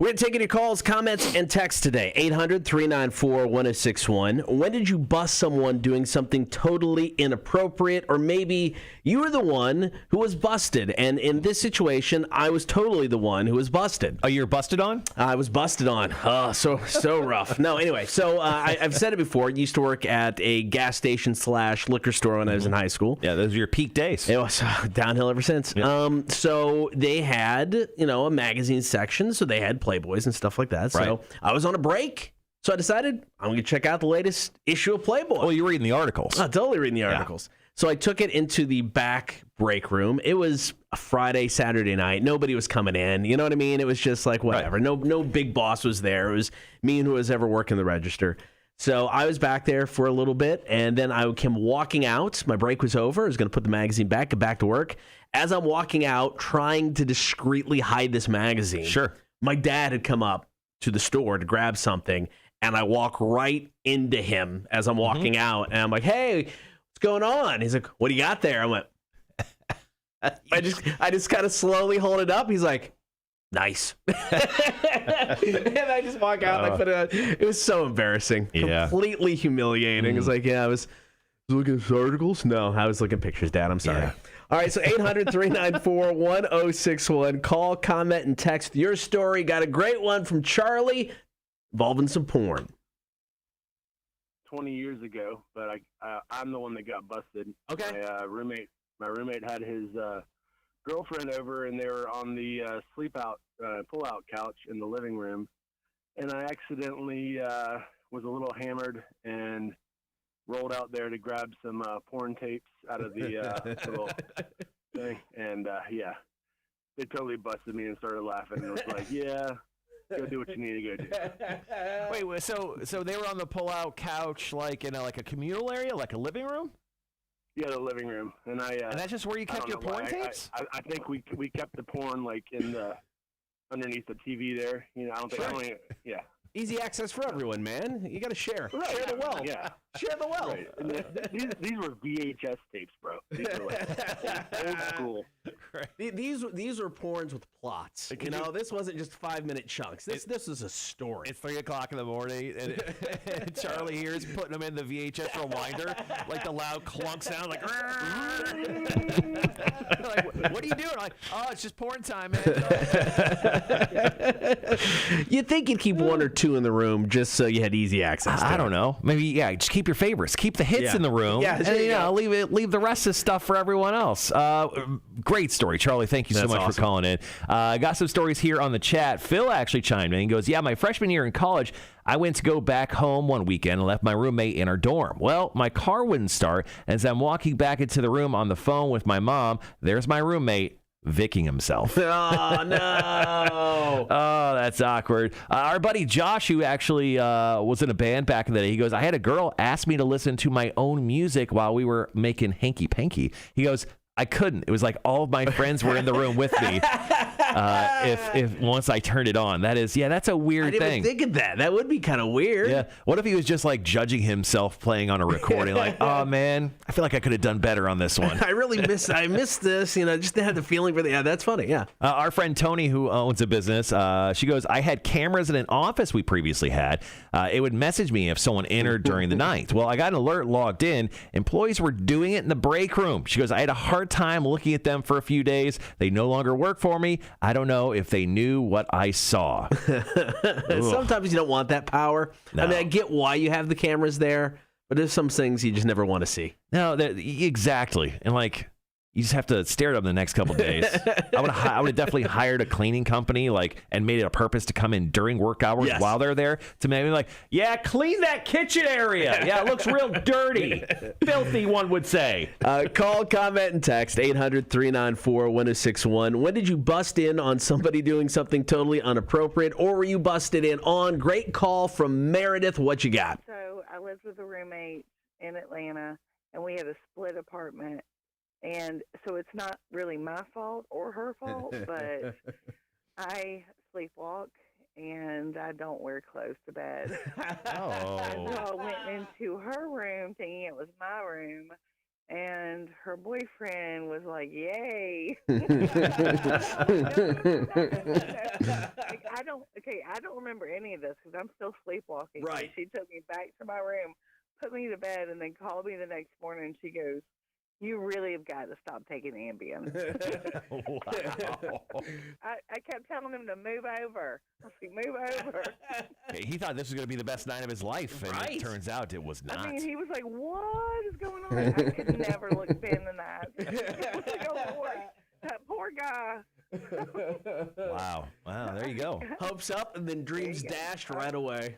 I mean, he's just looking over at his girlfriend the whole time going, is this like an early birthday present, or is this a test? What do I do here? She made me a Pop-Tart the other day. I knew this was going to happen, man. I knew this was going to happen. I deserve this. I deserve it. What? Sleepwalk? You can continue your comments and text 800-394-1061. Coming up next, going to talk Big Money Monday. And Chick-fil-A has a sauce shortage. What? We'll discuss. Here's Pretty Reckless, Death by Rock and Roll. Cotter and Marshall Show, Rock 1061. It's like every dumb guy's thought process is like, she opened the door for me. Probably wants some of this. It's true. She asked if I wanted a Pop-Tart the other morning. Pretty sure she's going to get some D.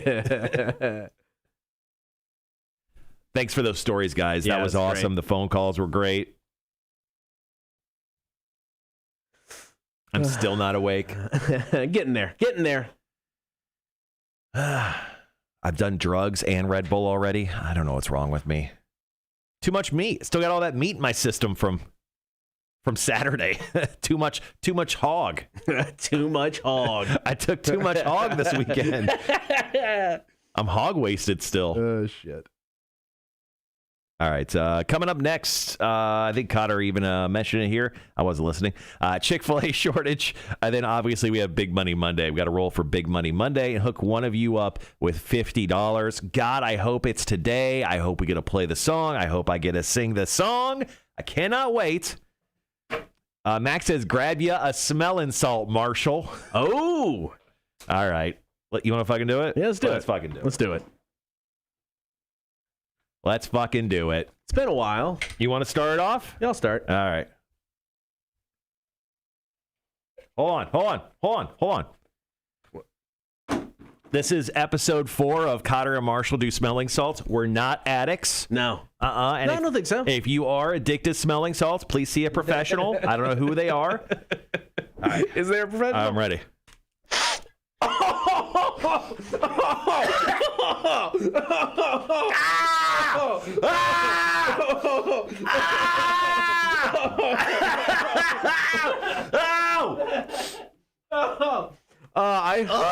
I have no more nose hairs. Oh my God, they're all singed off.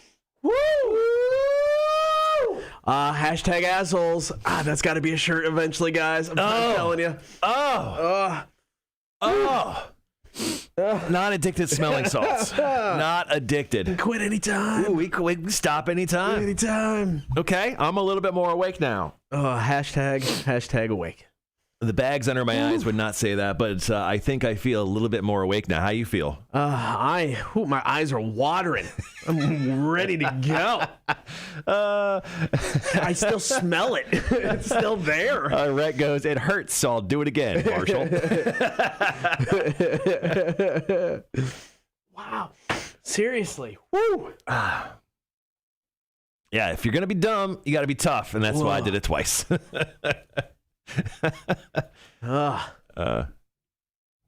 Jeremy says the 8 ball was wrong, Marshall. I did catch the fish. I was going after all along. Great weekend. Fucking A, man.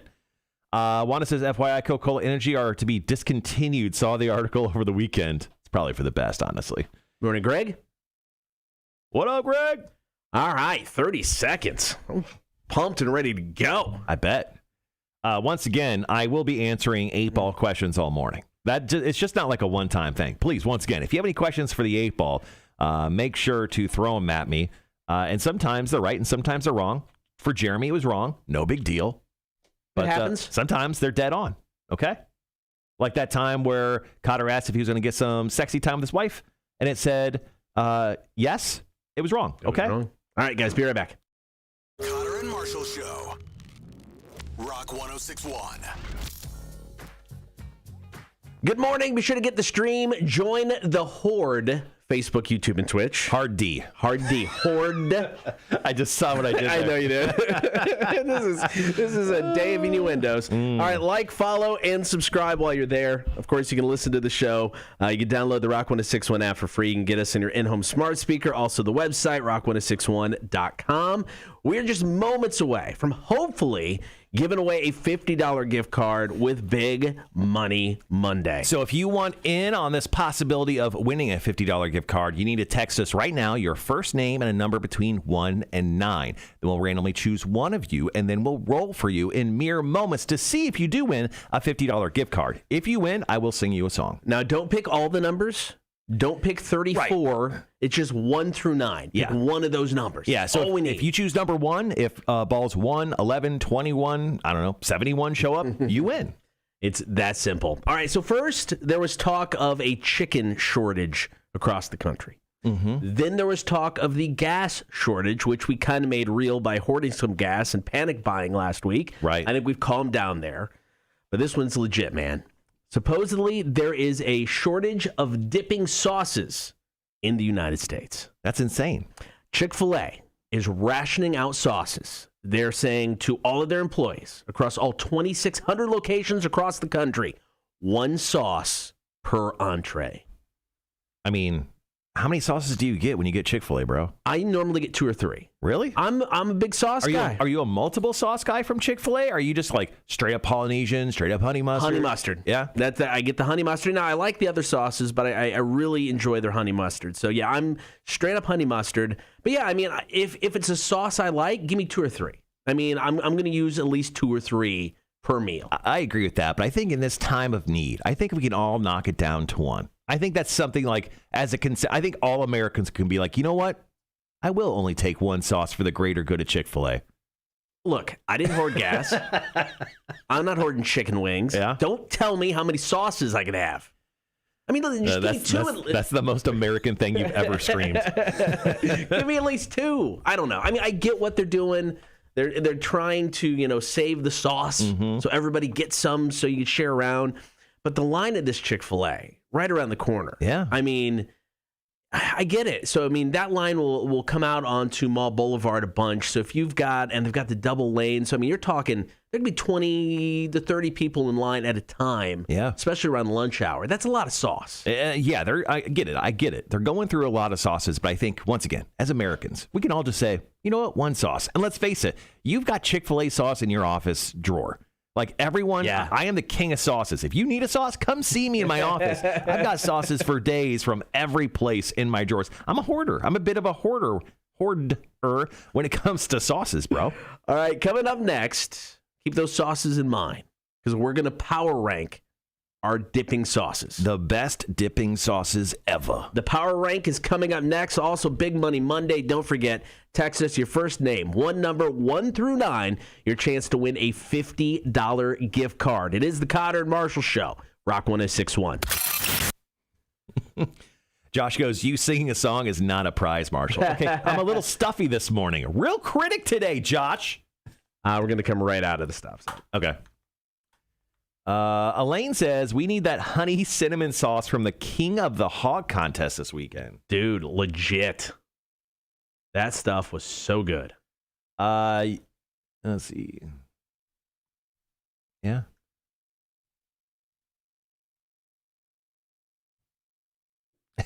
Greg says you could buy the Chick-fil-A sauce at the store. He goes, it's a scam.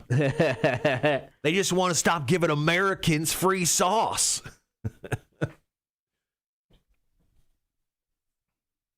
Sorry, Jeremy, you have to text that in. You can't drop it into the stream when it comes to Big Money Monday.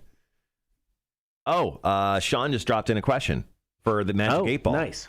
Hashtag ask the 8 Ball. Do I really need to get up and go to work? Okay, let's ask for Sean. Magic 8 Ball. Does Sean really need to get up and go to work?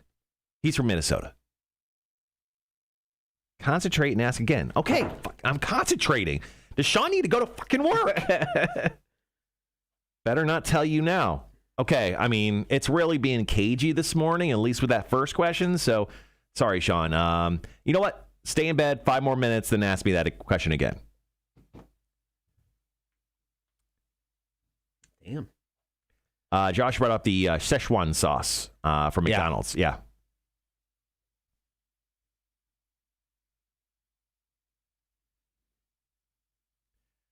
Now, quick question when it comes to the power ranking of these dipping sauces. Yes. Do they have to be do they have to be fast food exclusive? I don't think so. Okay, I'm just asking. Our favorite dipping sauce. Our favorite dipping sauces. Okay.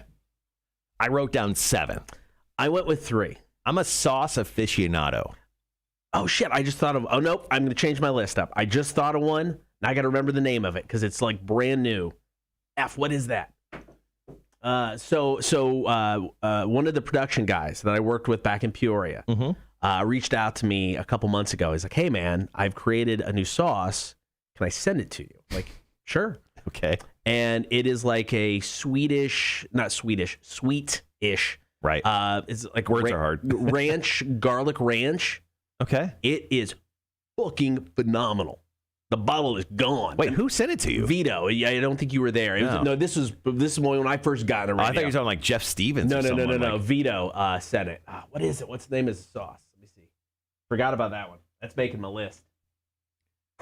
Tony says favorite locally is the firecracker sauce at Driftway Cafe. Tony, I literally had the firecracker shrimp yesterday for lunch. Really good. It was delightful. Where is it? He doesn't have it posted on his actual page. How much time? We got 2 minutes? Yeah, we got about 2 minutes. All right, I'm going to go grab a water real quick. All right. BRB. Sorry, guys. I'm trying to find this. Oh, there it is. Foodie sauce. I don't know if you can find it here. I don't know where he lives, but man. It's Vito's Chicago Creamy Garlic. So good. There we go. All right, my power rankings just changed drastically.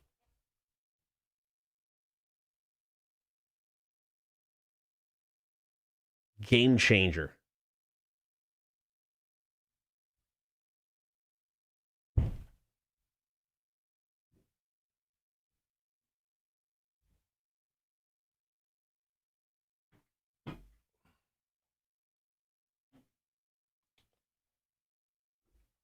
Yep, there we go.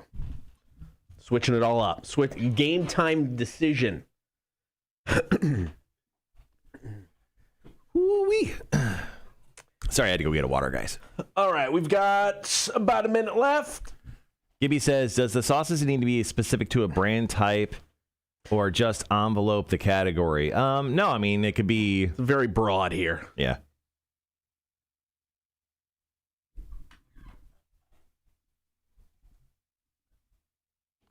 Man, that firecracker sauce from Driftway Cafe is delicious. It is really good. See, like I've had Driftway do my firecracker shrimp differently the last 2 times I've been there, though. Really? I think the chefs are different. I don't know what's going on. So one time they tossed my firecracker shrimp in the sauce completely. Right. Yesterday they just squeezed some on top of it. Yeah. I want to be tossed. Yeah. Toss that salad. Toss it, man.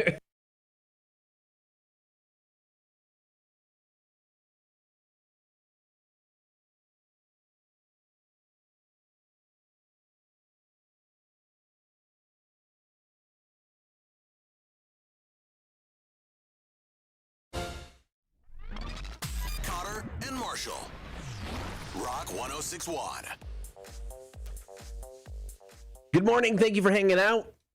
Be sure to get the stream, Facebook, YouTube, and Twitch. You can like, follow, and subscribe while you're there. All right, so Chick-fil-A has announced that there is a dipping sauce shortage. They're limiting customers to 1 sauce per entree. Yeah. So do you think people are going through ordering 3 entrees just so they can get multiple sauces? No, I think people are probably yelling at poor Chick-fil-A employees who are the nicest people ever. They're so nice. They literally say, my pleasure, after everything you say. You could be like, man, my dog died. And like, my pleasure, sir. Sorry to hear that. My pleasure. So we decided we were going to power rank our favorite dipping sauces. So Marshall, would you like to go first? Yeah, I'm going to go first. I kind of want to straight up just steal yours because I know one you want, but I'm not going to do it to you. I'm not going to do it to you. I'll wait till later to do that. I'm going to go with it's just a standard institution. Right. I'm going to go ranch. Number 3. Okay. You can't beat ranch. Ranch goes, if you have eaten a slice of pizza in your life, you've dipped it in ranch. Yeah, if you haven't, you're a monster because some pizza honestly deserves to be dipped in ranch because it's so bad. That's the only way that's palatable, just to soak it in a very saucy like liquid so it goes down your gullet even faster so you don't have to taste how bad it is. Yeah, give me ranch, number 3 on the power rankings of best dipping sauces. All right, so I'm combining 2 sauces into 1 for my number 3 because Arby's horsey sauce and Arby's sauce by themselves, But you combine those 2 sauces together. Interesting. And you have take. A fantastic sauce. I would like them to bottle it together. Everybody's doing it anyway. Yeah. You should be. But in the fries, sandwich, you can dip anything in it. But a combo of those 2 things, absolutely perfect. Well, it's like you go to the grocery store now and they have like ranch and what is it? I know. Ketchup made sriracha or whatever they're calling weird. It. Yeah, that's crazy. All right, okay. Ooh, this is tough. Coming in... I'm going to go with it. Coming in number 2 on the power ranking of best dipping sauces of all time. Yeah. Give me the zesty sauce from Burger King. That's right. You get the zesty sauce with those onion rings. Those are delicious. I love that zesty sauce. You can put it on anything. Yeah. You can literally put it on anything. I'd eat it. Absolutely. All right. Number 2 on my list. was legitly number one until about 5 minutes ago. But I'm calling it audible because I remembered something else, and my new number one is way more versatile. Number two on my list, yes, Tony, who was on the stream, I did put the ketchup from Green Truck Pub on this list at number two. Okay. It is homemade ketchup. I bought like a pint of it the other day. We got some Green Truck for my kid's birthday. We took it to go, and you could buy the ketchup. So I bought a big thing of it. I just find things to dip in it. Ooh, I mean, that's just ketchup in general. It's just the standard of dipping sauces, right? Yes. And it comes in at number two. But specifically this ketchup. I mean, I'm not Heinz, not Hunt's, not anything else. Specifically, the homemade ketchup at Green Truck Pub. So good. Oh, man. I mean, ketchup was number one on my list. You kind of just took my number one. I'm going to have to go with my number two. I'm sorry if it's on your list. Sorry if this is going to be your number one. I'm going to go honey mustard. Okay. I'm going to go straight up honey mustard. It could be from, you know what? How about this? The best honey mustard I ever have. Ben's Neighborhood Tap, right down the street. Ben's Neighborhood Tap. If you haven't had it, their honey mustard, which is more on the honey side than it is on the mustard side, it is so delicious. I mean, you want to lick it out of the little cup they give it to you. It's so good. How about that? Number one, Ben's Neighborhood Tap honey mustard. It is the bomb. I agree 100%. It was on my list, specifically Ben's, until I remembered what is now my new number one. Okay. So a buddy of mine used to work with in the radio years ago. He was the production guy, produced all the commercials, all that kind of stuff. Yeah. Still doing that. Hadn't talked to him in years. All of a sudden reaches out. He's like, hey, I've made a new sauce and I'm sending it out. I want to get people's takes on it. Can I send you a bottle? Right. I'm like, yes, you can. Bring it on. This stuff goes with anything. Chicken, pizza, fries, burgers, steaks, whatever you want it on. So versatile. Vito's Chicago creamy garlic sauce. That sounds delicious. It's like a ranch-ish type sauce, but it's got like chunks of garlic in it, and it's a little bit sweet. It is so good. I don't know. I don't think I could buy it anywhere here. I just need to have him send me more. I was going to say, can you buy it online? Or? I'll look. I'll see if we can buy it online. I'll get you a bottle because, dude, game changer. That sounds delicious. How about to do some honorable mentions real quick? Okay, yeah. Polynesian sauce from Chick-fil-A obviously needs to be on there. The Szechuan sauce, it got popular real quick because of Rick and Morty, but it honestly is a really nice sauce. And then a nice garlic aioli. Give it to me all day. Dude. Put that on anything. Yeah, I like that. All right, it is time for Big Money Monday. We got to give away, or at least try to give away, a $50 gift card. It is the highlight of our week. Or the low light. It could be the low light. That's true. When we don't give out the money, it's a sad moment for both of us. It is, but I think giving out our boss's money, we look forward to it each and every week. It feels good. And this isn't just one of those like, oh, the radio guy's boss's money. I take his credit card, I go across the street to Kroger's, and I buy $50 Visa gift cards. And honestly, it feels really good. It just feels good when I spend his money. All right, so today we've got Charlie. Charlie. And he chose number 7. Okay. Oh, I think a ball fell out. Hold on. I got too excited there. A ball fell out. It's live radio, guys. Prematurely, Marshall's losing things. Nobody should be shocked by this. Hold on. Sorry, I just need a moment. Okay, here we go. All right, you ready? All right, here we go. Charlie, rolling for number 7. Rolling for Charlie. What did he roll? He was looking for 7. 7. Today, Cotter. Yeah. We have 75! Charlie won again. Charlie winning $50 Visa gift card. Our boss is gonna hate this fact because we won and he won and we're giving away his money. Suck it, boss man. I need to borrow your card, boss man. Have to give away some money. Hope you don't mind. Congratulations, Charlie.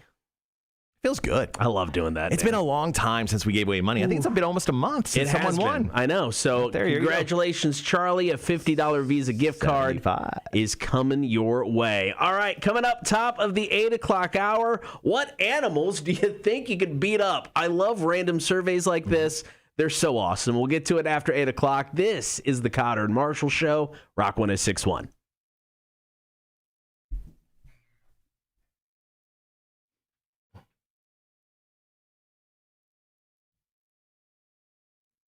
Well, that was fun. Get Charlie's. Yeah, he's listening. He said, "Yeah." Yes. Let's see.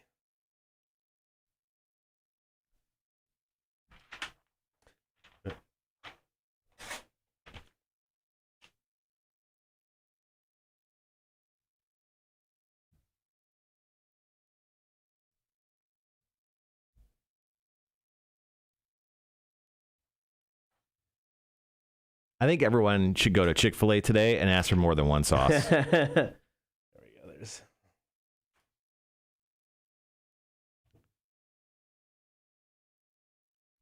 Hey, kill the audio for one moment.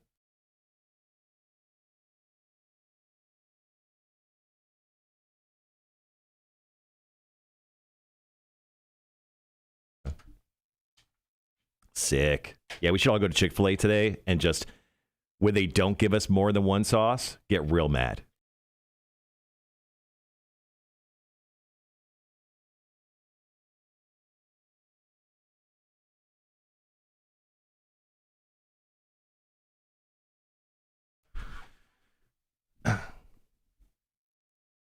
Is there Chick-fil-A's in Illinois now?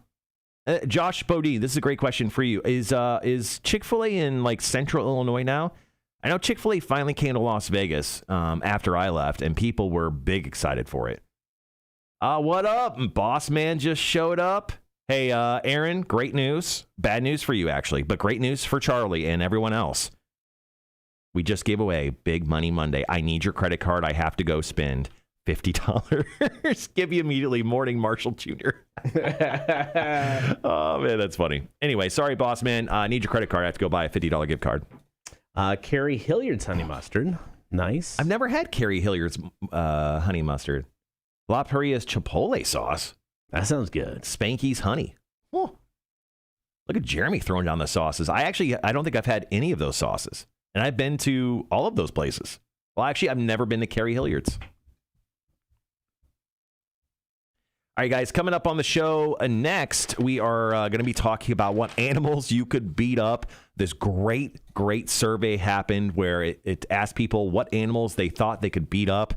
Outstanding stuff. So we're going to break down that list, take your suggestions on what animals you think you could beat up. It'll be a lot of fun.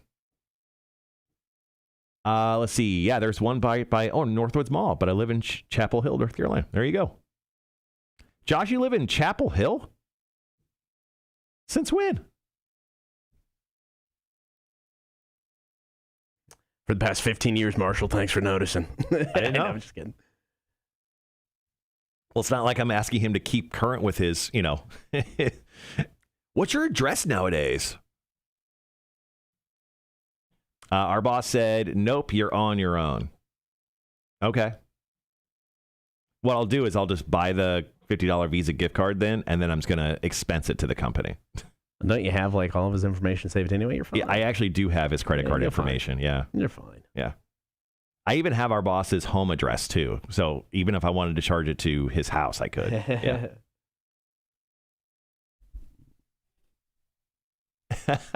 Sean goes, some of those people in that survey think way too high of themselves.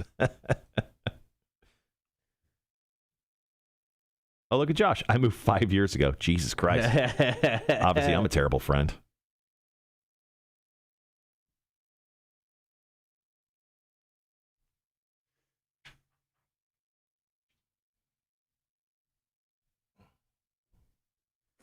All right, so we've got about a minute left-ish, and then we'll head into Foo Fighters' My Hero, and then we'll get into this story.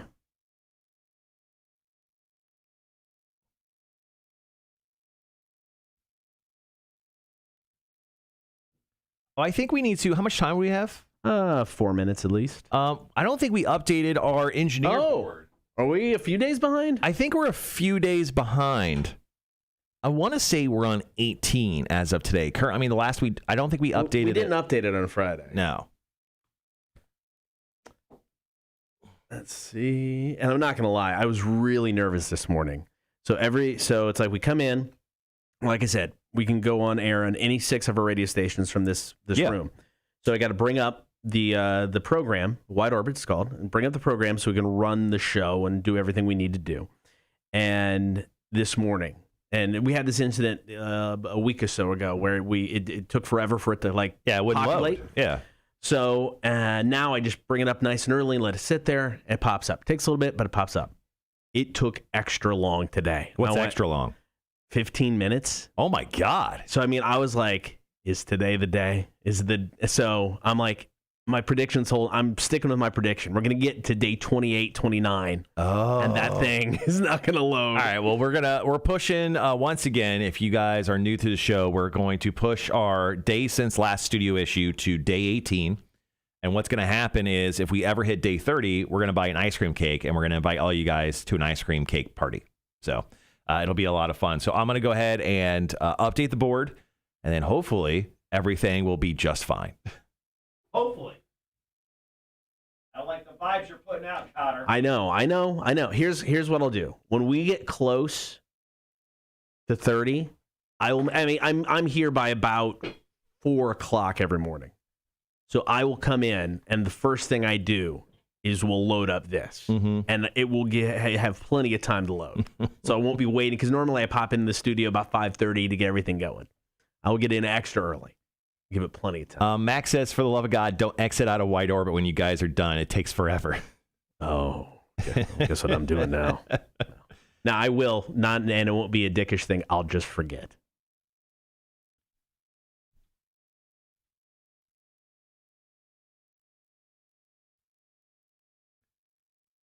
So Rhett just shared a funny side story. He goes, I listen to y'all in the car on the way to work. Once I get to the office, I don't turn the phone off. I just keep the stream going as I walk into the office. So I'm right on the elevator at 7:50 a.m. and the elevator is packed. Normally, no one talks in an elevator, and it's super silent except for you guys chatting away.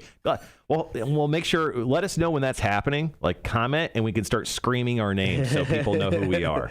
We got to get those ratings, guys, so they don't fire us. Thankfully, it wasn't earlier when I said, get busted on or whatever. So no, these are just. Do you think you could beat up these animals? We're not like cage fighting with elephants here, Tony. It's fine. So.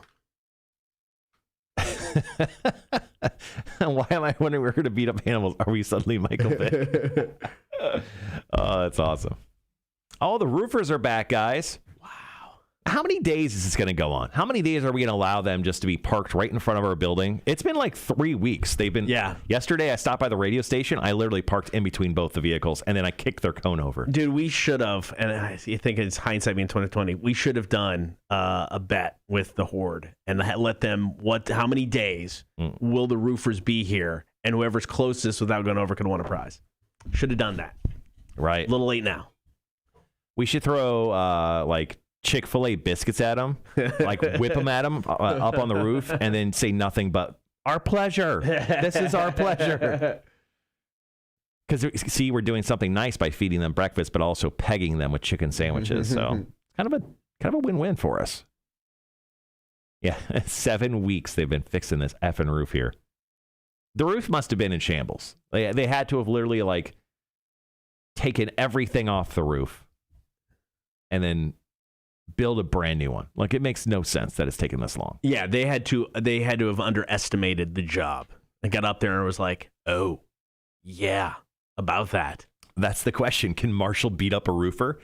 It depends which one. There are a couple of roofers up there that I think I could take in a fight. There's a couple bigger guys where I think probably hand me my ass.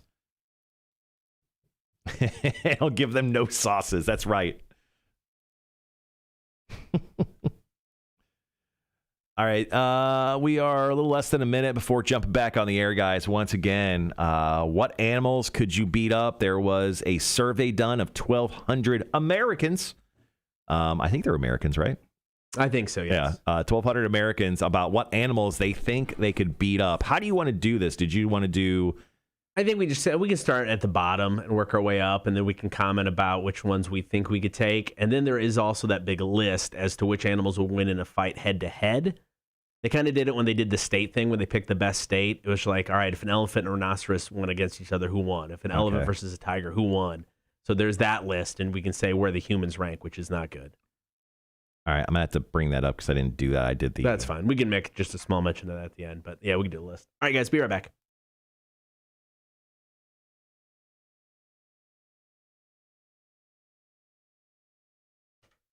Good morning. It is the Cotter and Marshall Show. Thank you for hanging out. Don't forget, join the Horde. That is the stream. Yes, we stream the show each and every morning, 6 to 10. The entire thing. You can watch it on Facebook, YouTube, and Twitch. You can like, follow, and subscribe. Also, don't forget, you can listen to the show on the Rock 1061 app, which you can download for free. You can get us on your in-home smart speaker. Also, the website. It is rock1061.com. So I love me a good random survey. And this may be the most random of random surveys ever. But I think I love this one. I love this one the most. So good. Someone asked 1,200 people which animals they think they could beat in a fight. Now, we're talking unarmed, no weapons. Right. So 6% of people, 1 in 17 Americans, think they could take down a grizzly bear. It's a big number. I mean, I know 6% doesn't sound big, but 1 in 17? There's no way I'm taking down a grizzly bear. Unarmed?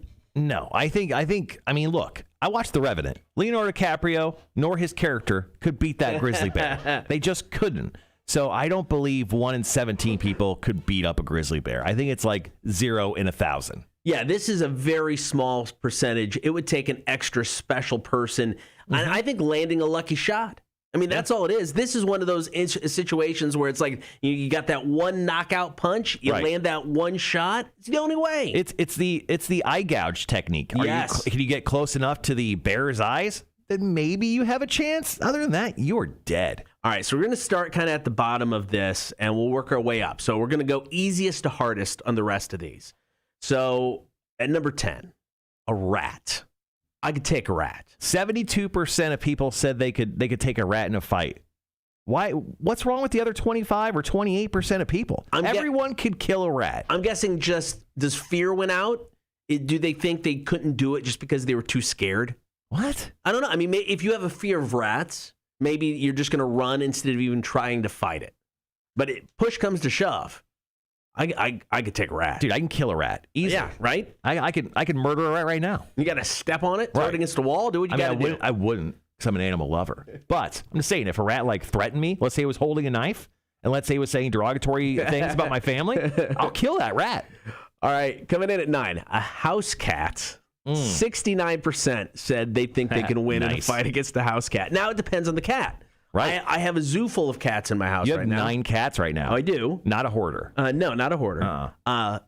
Sir Lucas Mustachio, dude's a girthy 20 pounds. That's a cat. That's just not a man that lives inside of Cotter's house. That's my cat. Yeah. He's a girthy 20 pounds, and that cat gives no Fs. Yeah. I mean, he came flying from upstairs down to our main level of the house because the dog was chasing one of the other cats. He came down to protect the other cat. Just claws a flying. Right. So if I was looking down Sir Lucas, don't know about it. Other cats in the house, I think I got it. I'm a dog guy. I could totally kill a cat. I'm just saying, I don't mean to be rude to cat lovers out there. Well, you're not even killing the cat. You just got to beat it in a fight. Yeah. If a cat once again was cat was looking at me weird and I had to fight a cat, I could beat a cat in like 10 seconds. Okay. It would be less than 10 seconds. All right, so this is a survey of 1,200 people. They were asked which animals they thought they could beat in a fight, unarmed, no weapons. Bare hands. Coming up next, how about a goose? Dude, I saw an old lady grab a goose by its neck because it was like terrorizing people in a park, and she just like whipped it like 10 feet. She gave me hope because at that point I was like, I don't know if I could beat a goose in a fight, but I saw an old lady do it, so I know I can. I was going to say, when you start to get into birds and the ability to fly, now there's other questions involved. It's not just eye to eye. I mean, they're all over the place. Yeah, well, it depends on the bird, but a goose. Nah, man. I mean, I feel like I can outrun a goose. Yeah. So I got the speed over it. Right. And then obviously I have the weight over a goose. I mean, even if I need to UFC, chokehold that goose, they got that long neck. It's exposed. I could beat up a goose. 61% of people said they can. What's wrong with 39% of people? I mean, I think once again... Are they elderly? Was it a good portion of elderly people? Maybe. I mean, geese are loud, obnoxious, and they can be mean. Yeah. So maybe you see a couple geese going at it, and you're like, I can't do that. Just like a giraffe, man. Those gooses, too long a necks. All right, so this is where the numbers really start to dip as we get up on this list. Right. Number 7, an eagle. Now, you're just talking about what type of bird is it. Eagle means business. Eagle would be an issue. An eagle would be a big-time issue. Because, they can fly, they can swoop in, hit you with those talons. I'm dead.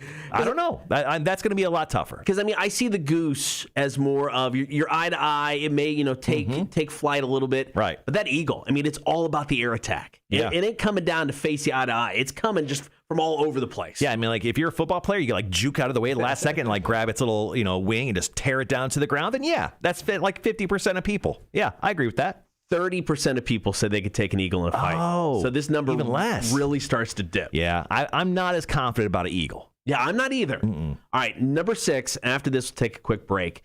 A kangaroo. Now, there's a picture going around a while ago that kind of went viral with that uber buff kangaroo. I don't think they're terrifying. Right? They can be terrifying. I mean, even without the boxing gloves. I mean, you see the videos of the old time videos where they got but no, they just look like a mean, nasty animal. Yeah, and they could kind of like lean back on their tail and jump forward and like Superman punch you. Like, I'm kind of terrified about a kangaroo if I came face to face with it. Only 14% of people said they could take a kangaroo. Those 14 people are drunk. Now, I'm curious of people are if drunk. you asked Australians if they think they could take a kangaroo, is that number higher? Do you think Australians are like, oh, come on, kangaroos, we could take them? Yeah, maybe. I mean, we're Americans. They're like a wild exotic animal. Right. We don't know what we're getting into. Essentially, that's just their dog over there. Right? That's the kangaroo. All right, 1,200 people are asked what animals they think they could beat in a fight. We've got the top 5 coming up next. It is the Cotter and Marshall Show. Here's Bring Me the Horizon and Teardrops. Rock 106.1. Okay, so we have 1, 2, 3, 4. That's the way. Well, I'm sorry. Were you? I was doing the list that we got from the service, not from the actual website. Yep, I was going to say it. My apologies. Kind of confused through all of that, but I say the list for the. No, I had the list. Okay. I had the list but it was weird. Anyway, whatever. It doesn't matter. Okay. Greg says, FYI, kangaroo is very, very gamey. Oh, you ate it. Excellent. Eagles are scary, says Josh, and Australians are typically drunk. Craig says geese are also known as cobra chickens. No one has ever said that. Cobra chickens? No one has ever said that, Greg. That's amazing. It's a history of man. I'm going to grab charge over. All right. Too funny. Let me hydrate up.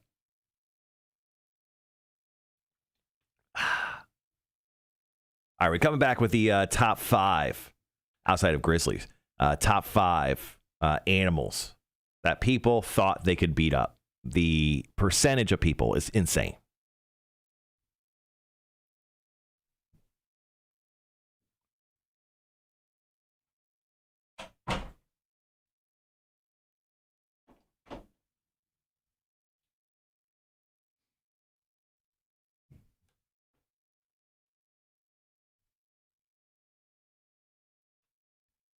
Yeah, I don't know why I'm getting worried about the day since last studio incident, because I feel like our streaming computer is getting a little laggy. Oh. There was a couple moments of lag earlier, at least on my end.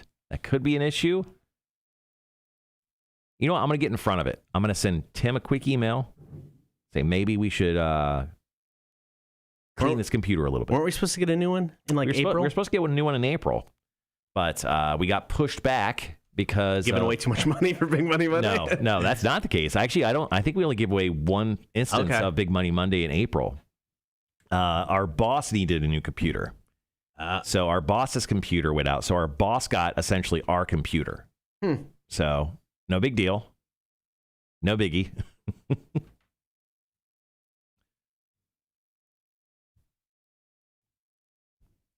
So we're going to do the top 5 here for the next break. Yeah. And then there was another thing that... Yeah, I don't know if we'll need to get into that or not. It may not be necessary because it's kind of like a different... They also asked which animals would win in a fight against each other. And basically, elephant or rhinoceros are the toughest animals according to what we think would win. That may not be necessary to dive into. We can probably just finish up this list and be okay. All right, guys, be right back.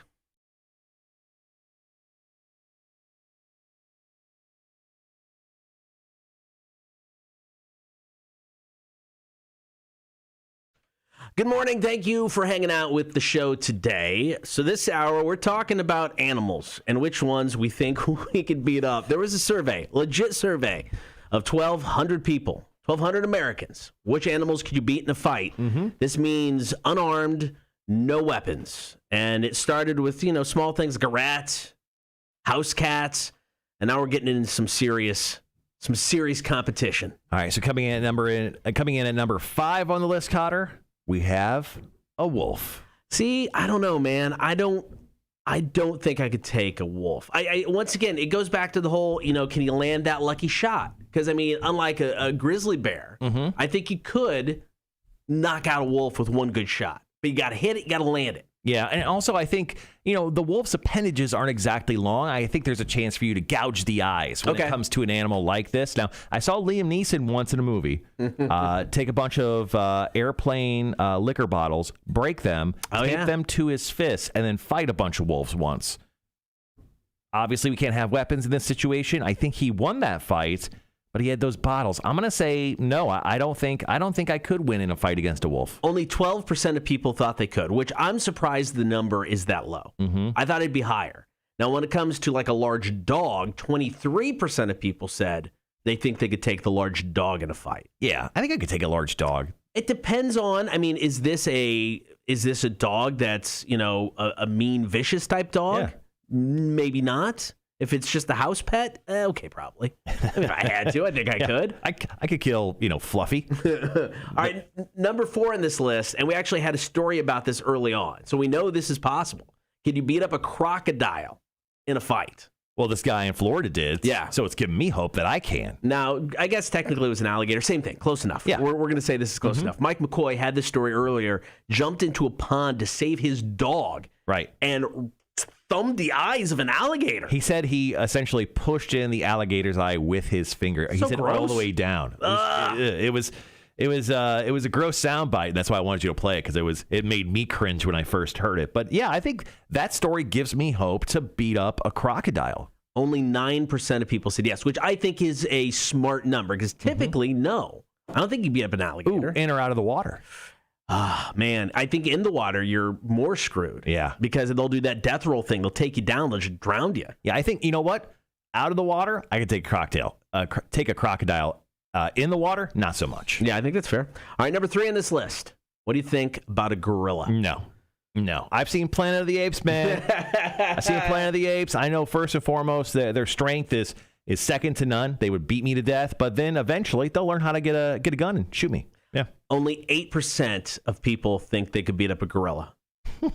There's no way. They're terrifying. There's no way you're beating up a gorilla. Even when I'm at a zoo, I make sure to look at all the reinforcements, and I'm like, this dude is slightly terrifying. Now, apparently, according to the survey, 17% of people thought they could beat up a chimp. They're also super strong. Right. They'll rip your arms off and then beat you with them. Yeah, I'm like, you've heard of those stories where chimps are pets and they gouge their owner's eyes out and stuff? That's terrifying. All right, this is a survey of 1,200 people. They were asked what animals they think they could take in a fight. Number 2, and the fact that 8% of people thought they could take this animal is just ridiculous. This number should be 0. Nobody has a shot in hell against an elephant. How do you kill an elephant with your bare hands? You don't. What do you go after? Nothing. Yeah. You got no shot. I want to talk to the people who think they could take an elephant in a fight, because there's no way.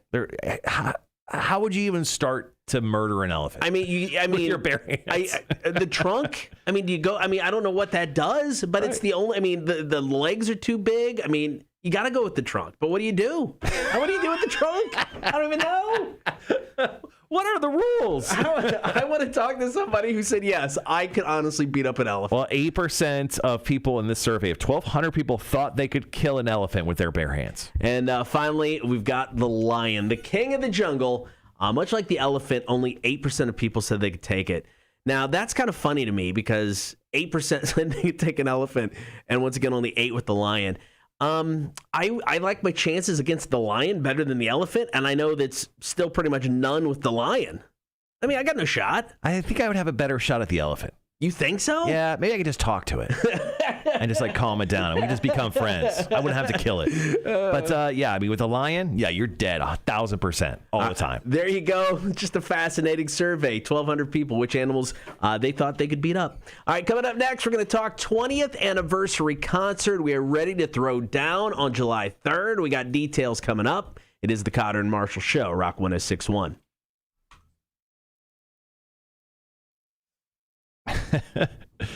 And like, also, I mean, it's obviously they weren't talking about killing these animals, but like beating them up. But is the animal going to stop after you hit it real hard? I mean, I think there'd have to be guidelines, you know? I mean, I think there'd have to be some sort Are you in a ring? Right? I don't know. I think there'd have to be some sort of rules to the fight. Like a boxing match? How do you determine when it's over? I think I could, is it to the death? Could you beat up an elephant in a boxing match? No. I can beat up an elephant anywhere. I mean, how many punches is it going to take for an elephant to even realizes you're there? All you're going to do is piss him off. Yeah. Ooh, Gibby had to move to Facebook, getting a phone upgrade soon. Look at you, man. Bodine actually says, dude's a hardcore wrestler. My money is on Cotter. Chimps and gorillas, maybe. Nah. Oof. I got nothing.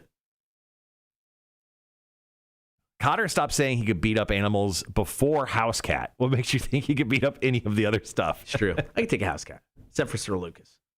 Dude's a badass. This is the most noise they've made in a while. Day-wise. The roofers? Yeah, it's been relatively... You knew they were there, but wasn't bad. Right, yeah. So what Cotter's trying to say is the roofers are actually working today. Maybe. I'm going to check on the air, because it's getting toasty.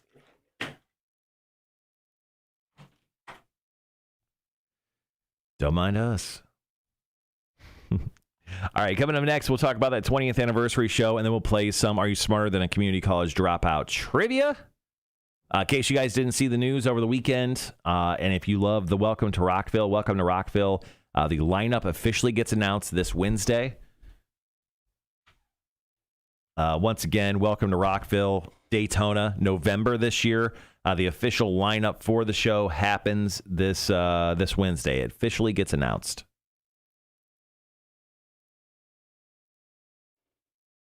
That's a good question. Magic 8 Ball. Magic 8 Ball. Will we have Welcome to Rockville tickets to give away sometime soon? Oh, replies hazy. Try again. I'll try again right now. Will we have Welcome to Rockville tickets to give away soon? Ask again later. Man, this thing is being a bitch today. It's a Monday. It doesn't want to work. All right. I didn't want to work either, but I showed up. All right, one last time. Will we have Welcome to Rockville tickets to give away? Yes, definitely. Okay, I like that answer. I don't know why. Hold on. I think it's true. That's a plus. Yes, we're happy concerts are coming back today, too.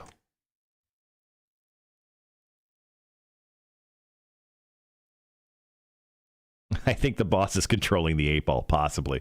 Good point, Greg. Yeah, so Welcome to Rockville. Officially announced this past Saturday that the show gets announced on Wednesday. I mean, this is, like I said, I think I said a few weeks back, I'm like, mid-May to late May is when they were going to announce this show. We already know that Mudvayne is going to be at Welcome to Rockville. That's technically the only band we know right now. And Danny Wimmer is really great at kind of keeping a separation on show announces and everything. So last week it was Louder Than Life, which was in Kentucky. That lineup is sick. It's got 9 Inch Nails, Metallica 2 nights, and Mudvayne on that show, I think. Yeah. But I don't know. I honestly don't know what to expect from Welcome to Rockville. I mean, I don't know. I think we'll get Metallica. I mean, I think Metallica is going to be, the headliner that kind of goes across all of his shows. That's what they were going to do last year, so I think you'll see that. Now it's like, will 9 Inch Nails carry over to each one? Yeah, I don't know. Yeah. I think you'll get one-offs here and there. Yeah, I mean, there's a possibility of Slipknot as well. So I mean, and Slipknot makes a lot of sense for Florida. I mean, they have such a fan base there. All right, let's get this call. Rock 106.1, hello. Hey, it's Charles. How are y'all this morning? What up, Charles? How's it going, man? Going. It's busy as hell. I bet. I got a public service announcement. Okay. Do not shoot fireworks underneath your house. Who was shooting fireworks? Our lead guy, Yeah, my lead guy Saturday night, they were hanging out at the house and shooting fireworks, and I guess one got tipped over and shot up under his house, and before he knew it, that thing was on fire. He had to run up under the house and pull all the ductwork out. The air conditioner was pulling the flames into the house. Oh, shoot. His hands are all blistered up, and melted all his plumbing, all his water lines. Oh, He shoot. didn't really get in the house, got some smoke damage, but so he's obviously off today, worked all day yesterday on it, trying to get it put back together. So just a word to the wise, watch your fireworks. Oh my gosh! Well, there you go. Thank you for giving us that PSA. That's insane. Because because the bad luck is on me, and it just kind of filters out to everybody else. Right. It's because you didn't win the lottery. We Anyway. understand. Yeah, I need to win the lottery, so I have some good luck. Yeah. All right, Charles. Thanks for calling All in, right, man. guys. Y'all, Thanks, all right, man. have a safe day. I see you. See you, man. Yeah, do not shoot fireworks, especially towards the underneath portion of your house. That could be bad. I get that. That's too funny. But anyway, yeah, let me just check. I want to see. Yeah, so Welcome to Rockville officially announced this coming Wednesday. I think it's going to be like right around lunchtime. So Crash, who's on after us, will have that information for the show. But Louder Than Life this year, they have Metallica 2 nights, 9 Inch Nails with Snoop Dogg. That's awesome. On Saturday night, and then they have Korn on Thursday night. So they have Korn, Metallica, 9 Inch Nails, and Metallica again. So yeah, I mean, I would love to see some of these bands on there. And no offense to Korn, I don't need Korn. I've seen Korn 1,000 times. If you've been to a Welcome to Rockville, 99.9% chance Korn headline tonight. We don't need Korn again. And no offense to those guys. I know we're going to get Metallica twice. It's a 4-day music festival. Yeah. We'll get Metallica twice. I hope we get 9 Inch Nails. If we don't get 9 Inch Nails, I hope we get Slipknot. Yeah, I do. I've never seen 9 Inch Nails. I want to see 9 Inch Nails. I think that'd be awesome. And then I think putting, like you can even have Mudvayne headline one of those, like a Thursday yeah, night. I think so. Yeah.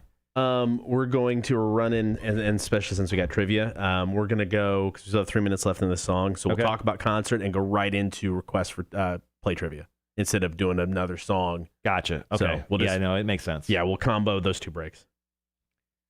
Heard. And then I got my trivia up.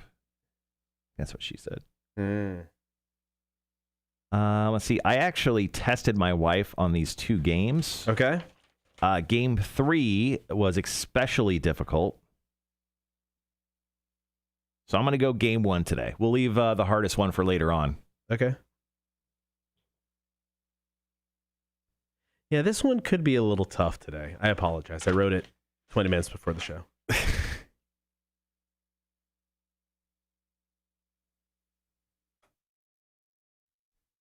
All right, 2.5 minutes. Going to talk concert, and then we'll take hopefully calls to play some trivia. What do we got to give away? I still have PBR tickets, man. Nice. Mm-hmm. I like it. 9 Inch Nails is awesome. Saw them for a Halloween show in Nashville. One of the best shows I've ever seen. Yeah, I mean, Chris, one of my favorite shows ever was 9 Inch Nails was doing one of their probably biggest tours ever, and they stopped at Planet Hollywood in Vegas. And I got a chance to meet Trent Reznor at that point, the one and only time I ever had a chance to meet him. Cool guy? Awesome guy. Okay. Yeah. And super cool. I have a great story about that I'll share at some point. But yeah, I mean, I think 9 Inch Nails is one of the better shows. And I think I've seen 9 Inch Nails, saw them in Vegas twice. I saw them at the Palms. They did the Ninja tour with Jane's Addiction. So 9 Inch Nails and Jane's Addiction.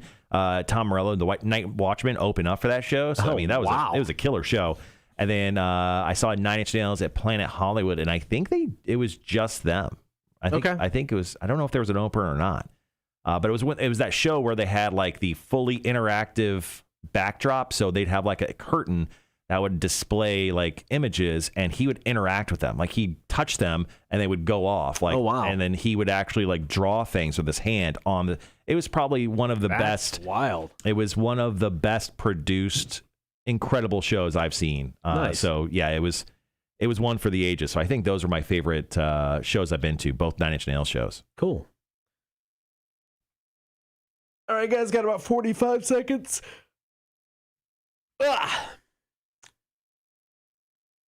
What's really funny is early last week, Nine Inch Nails announced some shows in Cleveland. They're like, these are our only tour dates of the year. Yeah. And like, those are technically the only tour dates. Yeah, like the only solo shows they're doing. Yeah. The rest of them are tour, like the big festivals. And I'm like, you guys are kind of assholes for saying it that way.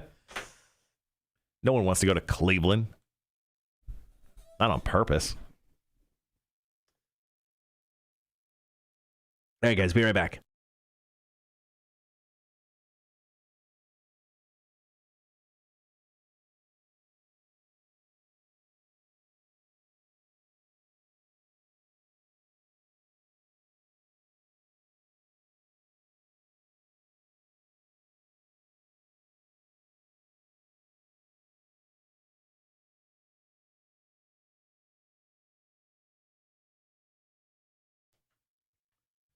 Good morning. Thank you for hanging out. It is the Cotter and Marshall Show. On Saturday, July 3rd, we're going to celebrate the 20th anniversary of Rock 106.1. It is our 20th anniversary concert with Connect Savannah. It goes down at Trustee's Garden. Puddle of Mud, Filter, Sponge, and Lilac. Yeah, these three bands are the bands that like helped kickstart Rock 106.1 20 years ago. So we thought this is one hell of a lineup, one way to help celebrate 20 years of this radio station. Once again, Puddle of Mud, Filter, Sponge, and local band Lilac. Tickets are on sale right now. Yep, you can get them right now at the Rock 106 website, rock1061.com. Also, etix.com.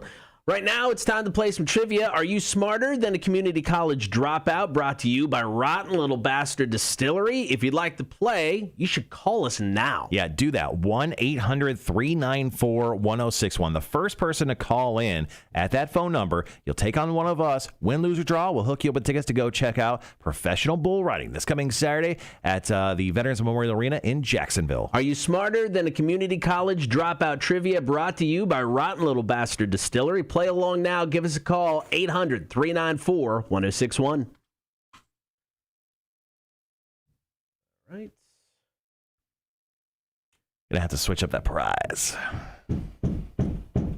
Oh, the roofers are definitely directly over me today. Letting themselves be heard. They didn't start pounding until now. All right, we got a phone call. Here we go.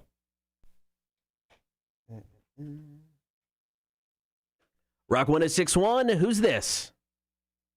Am I smarter than a community college dropout? We're going to find out. All right, let's do it. It's Bodine. Let's go. Who do you want to take on today, man? I took on you last time, didn't I, Cotter? Yes, you did.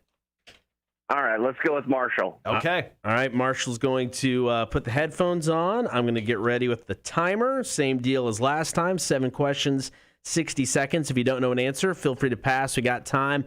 We'll come back to it. With that said, are you ready? I think so. All right, this is a tough round today. I apologize. I wrote it like 20 minutes before the show started, so it sucks. Motherfucker. Question number 1, multiple choice. Time will start as soon as I finish it. Who has more World Series victories, the Braves, Cubs, or Tigers? Tigers. That is correct. Which artist got upset at Weird Al Yankovic because of his parody song, Amish Paradise? Julio. That is correct. True or false, Jack Black's mom was an aerospace engineer that worked on the Apollo 13 mission. Say that again? Jack Black's mom was an aerospace engineer that worked on the Apollo 13 mission. True or false? True. That is correct. Named after something he ate, what's the name of the crocodile in Disney's animated movie, Peter Pan? Pass. What country is AC/DC from? New Zealand. Incorrect. Multiple choice. What is the national dish of Spain? Croquettes, gazpacho, or paella? Paella. Correct. And finally, what actor interviewed the vampire in the movie Interview with the Vampire? Just need the actor's name. Got a couple seconds. Christian Slater. That is correct. Marshall? All right. 1, 2, 3, 4, 5. Bodine coming in strong. 5 correct. Okay. All right. Let's go. All right. Hang tight. We're going to ask Marshall the same question, see how he does. 5 is solid, man. All right, here we go. Question number 1, multiple choice. Who has more World Series victories, the Braves, Cubs, or Tigers? Braves, Cubs, or Tigers? Braves? Incorrect. Oh. What artist got upset at Weird Al Yankovic because of his parody song, Amish Paradise? Coolio. Correct. True or false, Jack Black's mom was an aerospace engineer that worked on the Apollo 13 mission. True. I just saw his Mother's Day post. That is true. Named after something he ate, what's the name of the crocodile in Disney's animated movie Peter Pan? I don't know. Pass. What country is AC/DC from? Australia. Correct. What is the national dish of Spain? Multiple choice, croquettes, gazpacho, or paella? I'm going to go croquettes. Incorrect. Oh. What actor interviewed the vampire in the movie Interview with the Vampire? Brad Pitt? Incorrect. And then Definitely not my day, guys. Named after something he ate, what's the crocodile in Disney's animated movie Peter Pan called? You got about 5 seconds. Pocket watch. Close, but incorrect. Watch. All right, so let's see. I only 1, got 2. 3. Yeah, so only got 3. Bodine for the win. Bodine for the win. Damn. What was the name? What was the name of that stupid alligator? TikTok. Bodine. Sorry about your loss, man. Yeah. Congratulations on the victory. Rest in peace, my record. All right, Bodine. Thanks, man. We got your info. We'll call you. All right, later. Thanks, man. All right, correct answers. Who has the most World Series victories? The Bruvs. Who has the most World Series victories? Cubs and Braves each have 3. Tigers have 4. Oh, okay. Coolio got upset at Weird Al over his parody song Amish Paradise. Yeah, Jack Black's mom, an aerospace engineer who helped out NASA. The crocodile in Peter Pan is called TikTok. AC/DC is from Australia. Paella is the national dish of Spain. And the interviewer during Interview with the Vampire, Christian Slater. Oh, god damn. Dude, I forgot he was even in the movie. I know, right? It's supposed to be River Phoenix. He passed away right before. Yeah. Christian Slater came in and then ended up donating his entire salary to River Phoenix, Joaquin Phoenix's charities. Oh, nice. So nice work. All right, we're back tomorrow with another round of Are You Smarter Than a Community College Dropout Trivia, brought to you by Rotten Little Bastard Distillery, Rock 106.1.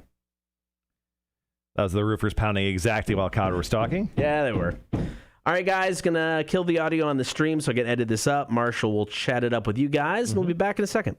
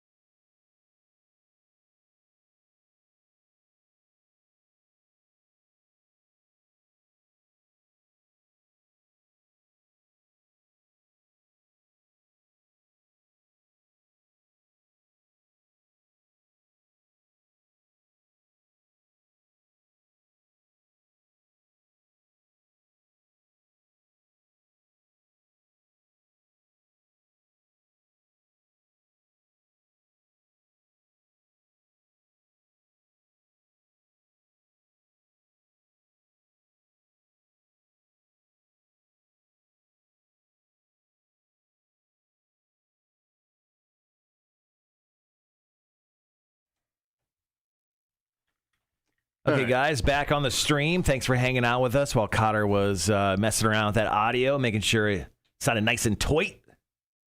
While you were doing that, Cotter, Yes. we were on the stream talking, and Rhett dropped the bomb. What was on the us. bomb? What did he drop? He goes, I mowed the yard on Sunday. That's all he said. It was out of context. No one was talking about it. And immediately Wanda goes, at least someone did yard work yesterday. And then I said, Rhett dropping the flex on Cotter with mowing the yard. I'll tell him once we jump back on. And then Wanda said, I may have to pay someone to do our yard. And I said, don't ask Cotter unless you want it done never. I'm usually pretty good about it. Just didn't do it on Sunday. That was funny. I just love that Rhett absolutely flexed on you. Like, out of nowhere, I'm guessing Rhett heard you talk about not mowing the yard this weekend, and then he's like, so you know I mow the yard. Way to go. Way to go, Rhett. Way to go. Rhett vicious this morning. I love it. I love it. I take the L in trivia, but I take the win for the show because of that comment. That felt good. He's laughing on the stream. Too funny, man. He probably edged too, just so you know. Probably. That's an extra flex right in your face. Right in your face. Wanda said my hubby was supposed to do it, but the baby didn't sleep during the night, so blah. Yeah. Yeah. Oh, here we go. I want to play this for you real quick, just to make sure I didn't miss anything. Oh, This is the. I'll play it for you guys on the stream too. This is. Oh, hold on a second. Let me make sure we're. Yep, or there. Okay. So this is the. We're going to play this during the 9 o'clock hour, but this is the drunk line call that was kind of questionable because I don't know exactly what he's saying. All right, play it and we'll figure it out. The first thing that happened, I left my phone on the bar. And then I got, what was the call place again? Adel, or something like that. And then next thing you know, I got what? Big part of Denver, which is something like, that's something like, that's some Bad Boys Association. I'm like, what? But then he said Joseph a damn text message. He said James a damn text. Joseph said, dude. And I'm like, God, I said, that was not me. I was upside down. I was talking about paying to my pee-pee. But that's a different story. No, but anyway, talk to you later. I don't know, Evan, what he said. It's that was great. That was great. No, there was no cussing. He did say anal once, and then he said damn once. Well, that's the only thing I caught. Yeah, because I had to beep out the 2 times he said fuck. Oh, okay. So I know who this guy is. He hangs out over at Jerry's. His name's Hank. Oh, okay. So gonna have to ask him to interpret that because. Oh, is he the old dude? The bald guy. Like he's balder. Usually he's got like a beard or a goatee. Okay. Super nice. He's usually always there. This was a call in early in the day. Yeah. Oh, that was like a midday. Yeah, this was a day drunk call. That's awesome. Bodine said in the next 3 weeks I would deliver a very comparable call to that. Yes. Appreciate that.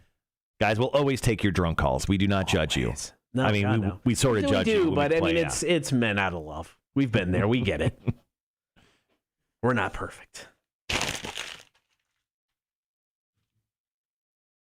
Rhett said, left the phone at the bar and something about Joseph a text message. That's what he thinks he said. Yeah, I mean, now we're good. It's all over the place. Mainly it was, did he say anything that we shouldn't play? I mean, anal's not a big deal. Guy wanted to pay to see his wang. That's fine. Go for it. Make some money. Yeah. Cotter was talking about blowing it all over people's faces today. So, yeah, I don't know if I specifically said face. Oh, sorry. Body. I just said busting. Busting something. Busting on you? Are you the one getting busted on? Still funny. Still funny. Okay, I'm going to have to go back. That could be a show promo. That'll be a show promo.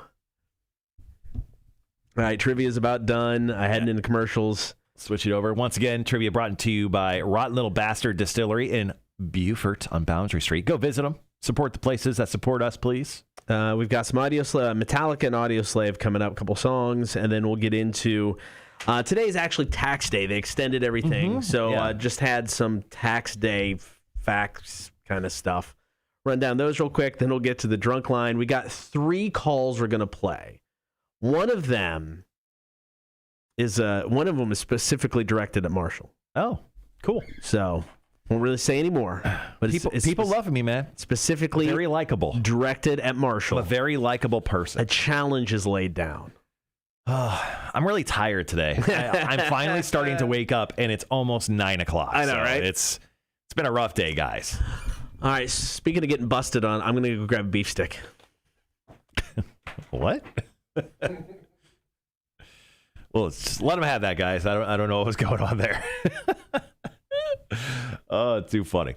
My wife dyed my hair again this weekend. I got blue and green again.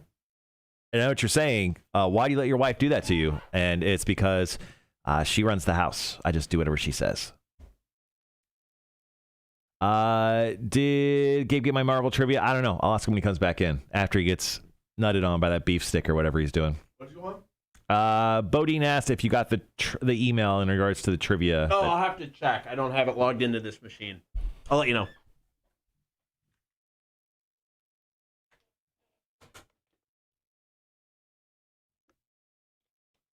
All right. Yeah, so coming up next, we'll talk about tax day. It's obviously today. Hope you guys did it. If not, you should scramble, get that done.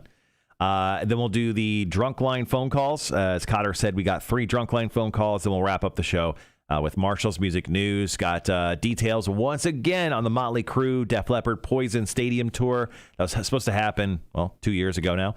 Kat Von D, or a year ago. Yeah, a year ago. I don't know. I've lost time. Kat Von D is a musician. Did you know about that? I didn't. I think most of us just found out just recently. And she's got some new music that's actually not bad. And then we got a quick little, fun little story about Disturbed. So that's how we're going to wrap up our day in the final hour of the show. Nice.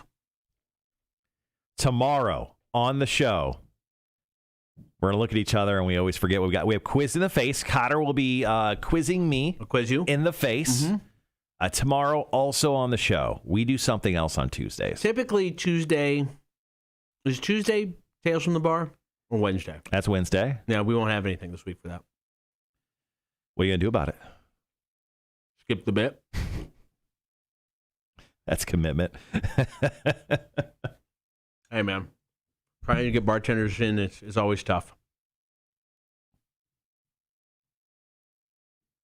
Mm-mm-mm.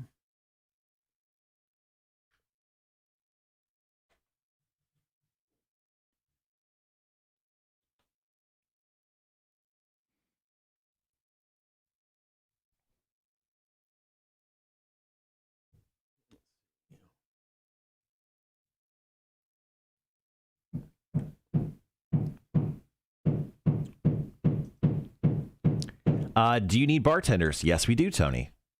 Yeah, we need people to come in, tell stories. Paul says, we'll see if they liked you on that call. Probably not. My guess is probably not. Dude of the week. Josh says, I picked a fight with Gene Simmons' kid in front of Kat Von D at the House of Blues on the Strip. That's kind of awesome. That's an interesting story. No, so we've got Dude of the Week and Cotter versus Marshall. And Quizzing in the Face. So busy show. Yeah. There's lots of stuff going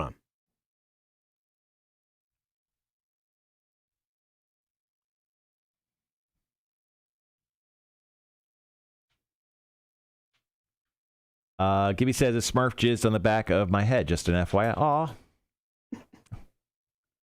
The sweetest thing anyone said to me today. I really liked it.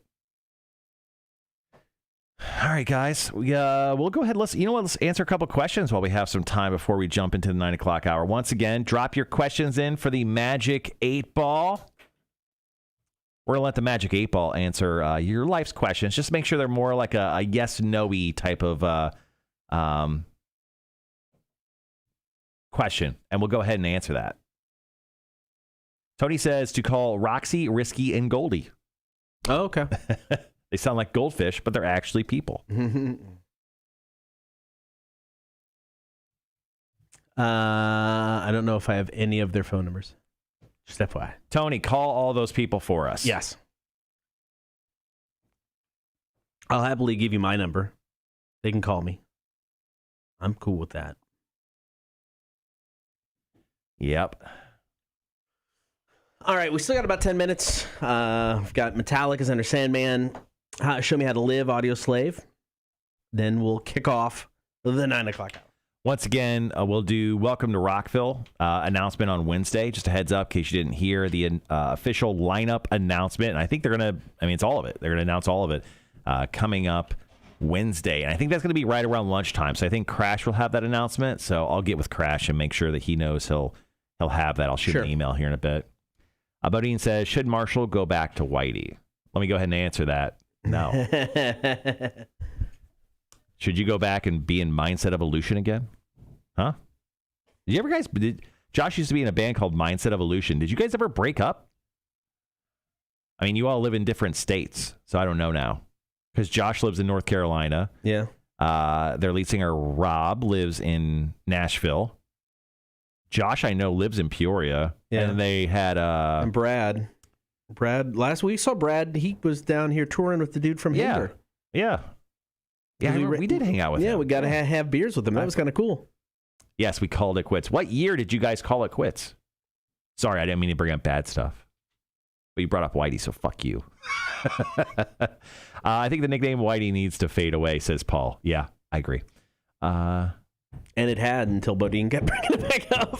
Yeah. I was kidding, man. He probably has the Facebook. Oh, it's someone in Derby who has their info. Oh, has them. Okay.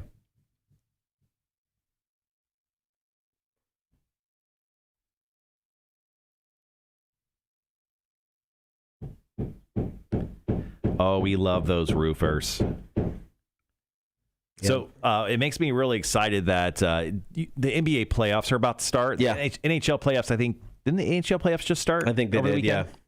So the NBA playoffs are about to begin, but they're doing that play-in tournament. Yeah. So for seeds 7, 8, 9, and 10, they're doing that play-in tournament, and the Lakers are in the play-in tournament. And I think, and once again, I'm dumb and I don't understand things. Is LeBron back finally? LeBron is back. Okay.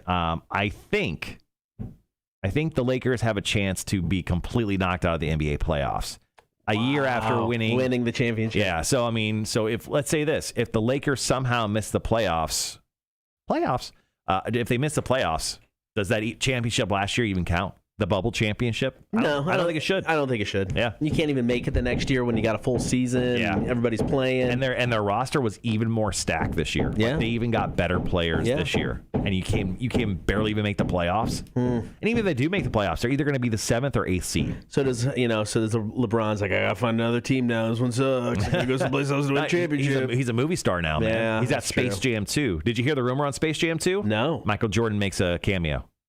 Okay, that makes sense. Yeah. I get it. Yeah, Don Cheadle, who is essentially, he's like, I don't know what the Space Jam 2 people did to Don Cheadle, but Don Cheadle has like literally let out every spoiler about the film.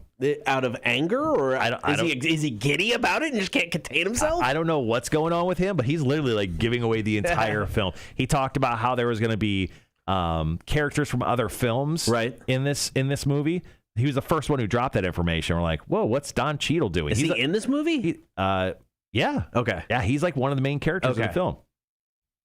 Yeah, and then suddenly he was like, oh yeah, Michael Jordan makes an appearance too. Like, what is Don Cheadle is a Marvel guy. He knows how to shut the hell up. Maybe he was so frustrated with like the Marvel, how tight they had to be. Here there was nothing in a deal to tell him he had to not say anything. He's like, I'm spilling it all. I got a question from Gibby for hashtag Ask the 8Ball. Will I win Welcome to Rockville tickets when they become available for prizes? That's actually a great question. Let's go ahead and ask that. Will Gibby, one of our day one guys here on the stream, will he win Welcome to Rockville tickets from the Cotter and Marshall Show? Without a doubt. Oh, without a doubt, Gibby. You're welcome. You're welcome. Without a doubt, bro. Do you want Charlie to send his address, or are you going to call him?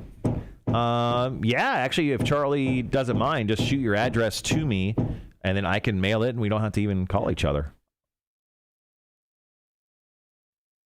Tony, who is our neighbor over here, says, F the roofer, so tired of it. One of them dropped their phone the other day onto the ceiling tiles, and we had to let them find it.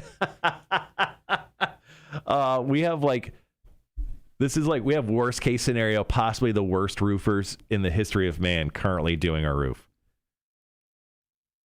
No offense to them, but like I don't know what's going on, why it's taking so long, and like it seems like they're only hammering between the hours of like 7:30 a.m. and 11 o'clock. I literally just got the email about the Kat Von D song. Oh, did you? Yeah. It's rock, but it's pop. I don't know how to quite explain it. Josh Bodine, hashtag Ask the 8Ball. Is Marshall going to kick me square in the nuts? Let's see. Will I kick Josh Bodine square in the nuts when I see him? That just sounds really uncalled for. Outlook, not so good. Yeah, I don't think I would kick you in the nuts. I would just verbally destroy you. Just make sure I'm more awake than I am now. Let's see. Ooh, I have another 8Ball question. Will Cotter get tickets for the Stain show and let me win them, says Jeremy. Okay, let's see. All right, let's go. Let's see. So is this the answer to both of those questions, or do you have to do it twice since he asked two questions? Well, I think he's already clarified. I think he's okay. All right, fine. Will Cotter get Stain tickets? Cannot predict now. Shit. All right, let's do it right now. Will Cotter get Stain tickets to give away? Better not tell you now. Shit. All right, fuck it. Let's pretend he's getting them. Will Jeremy win tickets? Yes. Okay. So how about this? If Cotter does get tickets, you will get tickets. If he doesn't get tickets, then you're shit out of luck. Wanda says, daily question. Will I get some D tonight? I was promised. Okay. Let's see. Will Wanda get the D? She's asking. Not for a friend, but for her. It is certain. It is certain. Congratulations. Congratulations, Wanda. Congratulations. All right. Let's see. Congrats on the sex. Future sex.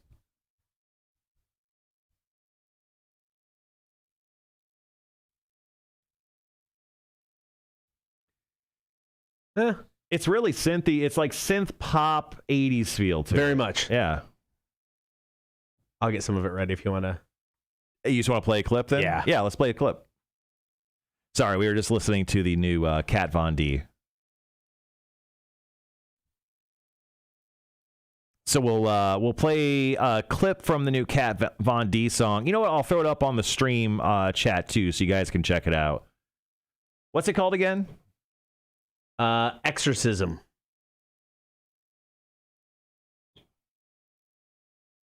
All right, we still got 3 minutes left. So coming up in Marshall's Music News, we are going to talk about Kat Von D, and I'll just go ahead and drop it now if you guys want to check it out. But Kat Von D put out, and I just put the link in the stream right now. Kat Von D just dropped a single called Exorcism. It's very synthy, very 80s feel. I feel like it could have showed up in the Lost Boys movie. Yeah, very much so. It probably would have fit very well. But she put that video out, and the song is actually not too bad. So we'll play a clip, and we'll talk about Kat Von D inside of Marshall's Music News, which will happen on the second half of this hour. Here in just a few moments, we're going to talk about tax day, play your drunk line phone calls, music news, and that's the whole show, guys. All right, so the Motley Crue Def Leppard Poison story first. Yeah, let's go, because that's easy. Yeah. We'll get Kat Von D in the middle. We'll play that, and then the Disturbed John Moyer story is like 15 seconds. All right, guys, leave it up to you guys, because typically we don't play Def Leppard or Poison. Would you rather hear Motley Crue, Def Leppard, or Poison? I've got like a Poison song and like a Def Leppard song, so your choices are slim. But Motley Crue, Def Leppard, Poison, who would you like to hear after Marshall's Music News story about their tour? All right, guys on the stream, go ahead and vote. Which song do you want to hear from which band? Tony says Def Leppard. Got one for the Lep. All right. Rhett says Poison. Poison. Okay. They were my hair metal band of choice when I was in junior high. Ain't gonna lie. Yeah, I've heard the story, man. You loved them. Is our boss coming in today? I've not heard or seen him. I don't know. I haven't heard. I would assume yes. But it's 9 o'clock. I feel like he'd be here already. Typically, yeah. I don't know. We'll see. Feel like he's not coming in. Feel like A-Dub showed up, and it's weird. He was only in the chat for like a couple minutes. Yeah, he showed up. Yeah, he came in for Big Money Monday, and that was it. He didn't stick around at all. He was pissed after we gave away money. He's like, you guys, I'm out. I mean, it's pretty important that I have his card to go buy the Visa gift cards. I mean, I guess I could just order them. Yeah. I think Tony said I haven't heard, seen, or smelled A-Dub. Trust me, you would smell them. All right, guys, we need a deciding vote on Motley Crue, Def Leppard, or Poison. So someone drop in. Which one would you rather hear, Crue, Lep, or Poison? Yeah, we got a little bit of time left. So do people call Def Leppard Lep or not Def? that I'm aware of. All right, we'll be right back.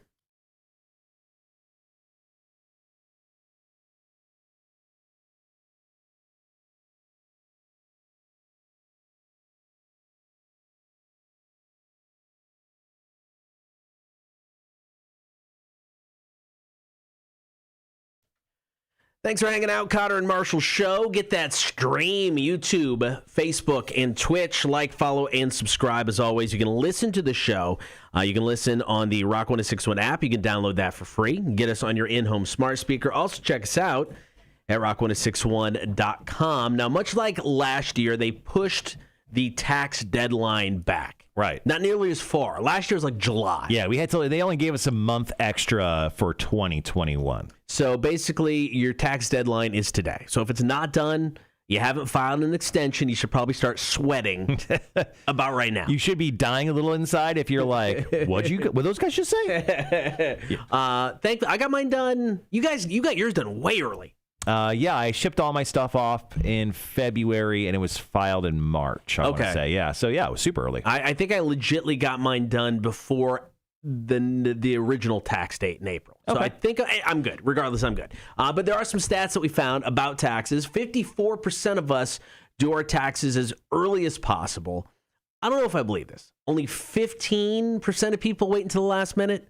This is a country of procrastinators. Are you kidding me? Only 15%? 90% of our office is procrastinators, so it's hard to believe that only 15%. Yeah, number two on our list that kind of breaks down like these tax day facts or whatever. Men think they know more about taxes than women actually do, but apparently women actually know more. I have my tax lady, Martha. She's so smart. Yeah. Once again, not a numbers guy. I can't do it. Math is hard. I let Martha do it. She is so talented. I honestly, I look at taxes and their blood starts coming out of ears. It's a condition. Yeah, I don't pretend to know anything about taxes, and typically we just did the super quick freebie stuff online, like TurboTax or whatever. Right, but now we got the little side hustle with the trivia stuff, and there's other things involved. I'm like, I'm going to pay somebody to do this. Oh yeah, I am not going to be the guy to F's this up. So I have a tax person now. I never thought I'd have a tax guy, but I got a tax guy. It's always good to have a tax guy or tax girl. 44% of people thought they could claim a pet as a dependent. Really? I bet it's the same 44% who call themselves mom and dad when they have no kids, but they have pets. But it's the same. Wait, what's wrong with that? You want to call yourself that, that's fine. If you actually think your animal's your child, or you think it's the same thing, it's not. Sorry. Okay. You can go a little far with that. I feel like that's just a parent flex. I've had both kids and pets. Let me tell you, okay. I couldn't leave my kid at the house 3 months in, just by themselves with a bowl of water. You could. No, you can't. No, you could have. No, you can't. I mean, technically, you could have. Can with the dog. Can with the cat. Around 7 in 10 Americans usually take the standard deduction. 21% itemized, and the other 10 didn't know what a deduction was. Yeah, immediately all of what you just said flew over my head. Once again, there's a nice lady named Martha that does my taxes, and she's real good at it. Our biggest tax fears: finding out we owe money. Absolutely. That always sucks, man. I owe money every single time. It's really? Stupid. Yeah. Almost ever since I moved to Georgia 7 years ago, Georgia loves my money. Every time. Making mistake is on this list. Not maximizing your refund. I mean, that would suck, but I don't think that's the biggest fear. The biggest fear is this last one, getting audited. Oh, dude. The last thing is it's like doing homework that never really gets graded, but this time they grade it and they give it back to you and they're like, actually, you're an idiot. I'm like, oh, no. I still stand by it. The whole way we have to do taxes is still just crazy to me. The government could send you a bill or a check. Yeah. They know what they owe. The fact that they make you jump through these hoops in hopes to get some more money because you're going to mess up is ridiculous. And I never really agreed to pay taxes anyway. When I was born, I don't remember signing that thing. Didn't sign that contract? Yeah, I didn't sign that contract. There was no verbal contract. Oh, yeah, I'll pay taxes. No, I didn't. All right, number 6, if we do get a refund, the top things we're going to do this year, 1, pay off debt. I think that makes sense. Put it in savings. Use it for living expenses. Invest it. GameStop. 1 in 10 people said they'd use it to treat themselves. I think most people probably take that money and they either pay off their credit card or they go on vacation with it. We usually use it for vacation because I mean it's not it's not like it's free money, but it's money that you get that you're just like, all right, cool. This isn't something we plan to use here, or here. So this is now vacation money. Any sort of return is a future me vacation. Yes, it's a future me gift. And finally on this list, 1 in 14 Americans actually enjoy doing their taxes. No, they don't. That one person is lying. So they're the people who were the teacher's pet. Yes. Yeah. And they just, oh, you look great, Mrs. Stevens. Hope you're having a great day. Like, those people sucked. All right, coming up next, we got the Cotter and Marshall drunk line. We got 3 calls today. 1 issues a challenge to Marshall. 1, this guy's called before. We're revisiting his Shamu love. I don't know what's going on there. And 1 is almost so... I think we know what's going on there. 1 is almost so incomprehensible, we really don't know what he's saying. But they're all great. And they're all after this. Royal Blood and Typhoons, Cotter and Marshall Show, Rock 1061. Charles says, taxes are easy. Send a QuickBooks file to my CPA. A couple weeks later, he calls and says, come get your packet. Yeah, that's exactly, I mean, so I use this lady, I forget her name now, Martha Hartley. She's based out of Bluffton, and she just kind of does it on the side. Yeah. So she takes care of our taxes, not for Tim the engineer, but our old engineer, CB. Yes. So he hooked me up with her, and she was incredible. She sent me like the booklet, like this entire tax package afterwards. She filed everything for me. It was incredible. Yeah, no, like I said, we just always did it at the house, with like the e-file stuff and really simple. But as soon as we started the side hustle with the trivia, we're like, yeah, we can't do that anymore because this is where we'll get, dinged for an audit. So it's worth the money to have somebody just kind of figure out that cluster F. Yeah, you don't want that. You don't want that on you. No. Josh, I'm going to pay for a hotel in Savannah and buy you schmucks a beer or tree. I don't think you have to pay for a hotel, man. Just hit me up. You can stay with me. Unless you're staying for more than like a day or two, then definitely get a hotel. And also, if you're bringing anyone, then I don't want them in my house either. So many rules. There's actually a lot of caveats to staying with me. if you're here for more than 30 minutes. Well, yeah, the first 30 minutes are free. Just don't get so drunk you destroy his guest bathroom. That's all we ask. Yeah, don't take a huge shit where you need a poop knife inside of my house. Speaking of, Leaf has still not talked to me since he ruined my bathroom. Yeah, I haven't really talked to him. I talked to him when he was in town. Obviously, I guess that was that weekend. Yeah. I texted him that morning. We were talking about pizza, asking about the pizza joint in New York. He finally got back to me to tell me where. Yeah. And that was it. There was really no conversation with him. Gibby says, I use H&R Block February 2nd for taxes once my WTs drop, and I get it done. Dude, I heard H&R Block charges way too much for taxes. Someone told me they tried to charge them $800 once. Okay. Yeah, and TurboTax is free. They try to get you to do the $50 because they're trying to get money, but you can actually click off of that and do it for free. I think it depends on. I mean, we pay money to have our taxes done, and it's more than $50. Mm-hmm. But in our situation, it's totally worth it because I'd rather pay the extra money than get audited. So to me, that part's fine. So I think it depends on the situation. That's the huge fear part too. The last thing you want is to get audited, just because of the. I've never been audited. I can't imagine it's pleasant. Yeah, I can't imagine it's a great experience. We're coming back in 1 minute with the drunk line phone calls, guys. Yep. I'm going to mention the concert real quick just to allow the bumper to play through since it's all coming off the same channel. Of course. Yep. It'd be nice if we had multiple channels. Tim the engineer. Is that even a possibility in the future? I wouldn't surprise me if Tim could figure it out. The way this is set up, technically, no. I mean, yes, it should be because there's multiple channels on this, and the old one we had 3 channels for all of these things. Yeah. Here, the way this is set up, I don't know if it's possible because it all just comes in on the one. Yeah, we manage. H&R Block, they charge a lot, but I have a bunch of kids, so the bunch of extras they have, I believe it helps out. Just me. Yeah, I get it, man. I mean, there's a guy that I used to work with in Vegas where he wasn't even on the air, but because he worked in the industry, he deducted everything. And it's a huge pain in the ass, but like cable, internet, and you have to essentially just take all of your bills and ship them to your person. They have to deduct all of that. Maybe next year. All right, guys, be right back.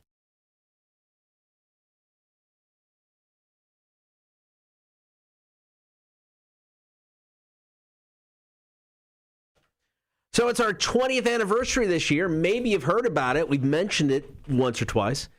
July 3rd, we're going to celebrate with a big old concert outside at the Trustees Garden, downtown Savannah, teamed up with Connect Savannah for the Rock 106.1 20th anniversary concert. Puddle of Mud, Filter, Sponge, and Lilac. And tickets are on sale right meow, so go grab them. The phone number, not the phone number, but the website is rock1061.com. You can also just go to etix.com, and just write Rock 1061 in the search bar, and you'll find our show. Go buy the tickets right now. Do not procrastinate. Now, I get it. We're big time procrastinators. Yes, we are. There are things on my list that was almost like a year or two ago. And I still think I may get to them, but I'm not for sure. But you should go buy your tickets. Yeah, it's going to be a lot of fun. Saturday, July 3rd. Get tickets at etix and rock1061.com. It is time for the Drunk Line. We have the service to you at 24/7, 7 days a week. You just framed that so well. It's a service. It's a service for you. I mean, you know, when you're drunk sometimes, you just got to get something off your chest. You just got to feel like you got to ramble. Yeah. This is an opportunity for you not to bore your friends. This is an opportunity for you to not sit there and just drunkenly talk to yourself. Right. You leave us a voicemail. Yeah, so like when you usually look at your friends and you start telling a story and you could tell they're obviously getting bored with it, like start looking away or looking at their phones, stop, save that story, and then tell us. So you can call the Drunk Line at any time. It's not just a weekend thing. If you're a day drinker, nothing wrong with that. 800-394-1061. So the first drunk line, first drunk call we're going to play today is directed directly to you. Okay. And a challenge has been laid down. Now, let's see if it's worth my time with this Drunk Line phone call. Let's hear it. This one is for Marshall. Marshall, what you do November 8th? It's my birthday. Steelers versus your Chicago Bears on a Monday night. Oh, dun dun dun dun dun dun dun dun. Into the Lions Den at Savannah Tap House to watch the game. Oh. Winner, I feel, needs to do a Torture Tuesday. Loser does the Torture Tuesday, but that's besides. Allowed or not? But I'll be glad to put my name in the ring. Oh. Here we go. Bears versus Steelers. Who you got? You know what? It's our buddy Cam. Cam over at the Savannah Tap House, one of our favorite spots to go grab beers here in Savannah. First, the Steelers bar. Well, it's going to be it would be enemy territory. Yeah. First of all, I accept. Ooh! I absolutely accept. I will put a Torture Tuesday on the line. We'll figure that portion out. I'll figure that portion out later. But yeah, 100%. I accept Cam's challenge. I would love to go to the Tap House. I hope that means I get free beers and free food while I'm there. But even if I don't, I will go there. And hopefully at that point, Justin Fields is starting, and we whoop some Steeler ass. This is a historic moment. Because this would be the first time, if the Bears won, the first time somebody other than us would have to face a show-endorsed Torture Tuesday. It'd be interesting. It would be very interesting. Yeah. All right, call number 2. This guy's called before, and he's got a weird infatuation with Shamu. Oh, God, this guy? It's very bizarre. Let's hear it. My God, how long does it take you to tell me that it's going to be played on the radio Monday morning on the Connor and Marshall show? Let me tell you what's going on right now. All right. So what's going on right now is we're going to discuss Shamu. So telling you. You don't understand what I've been talking about Shamu, right? So I love this. Wait. Ooh. She's down to business.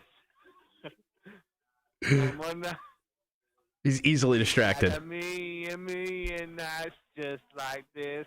So let me tell you about Shamu.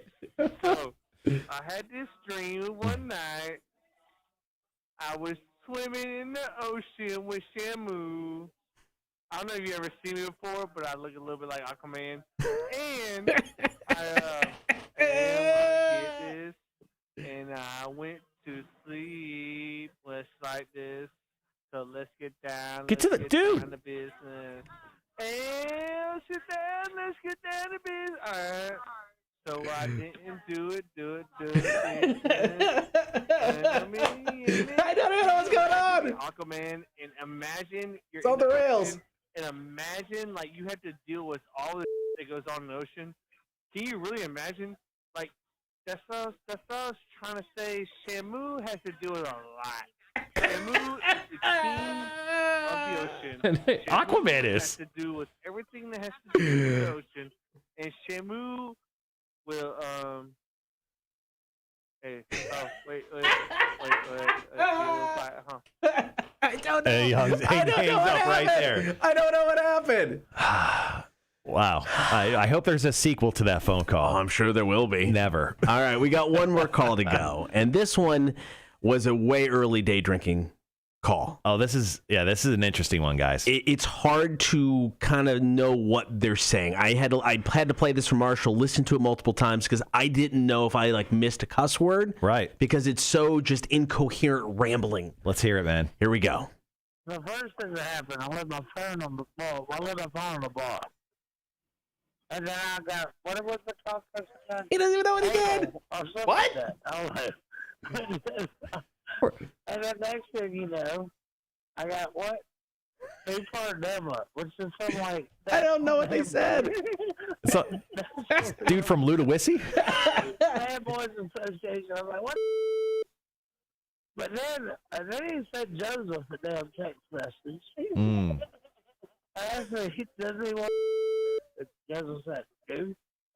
And I'm like, God, that was not me. I was upside down. I was talking about paying to see my pee-pee. I think we found the Georgia Boomhauer. I think he is the Georgian Boomhauer.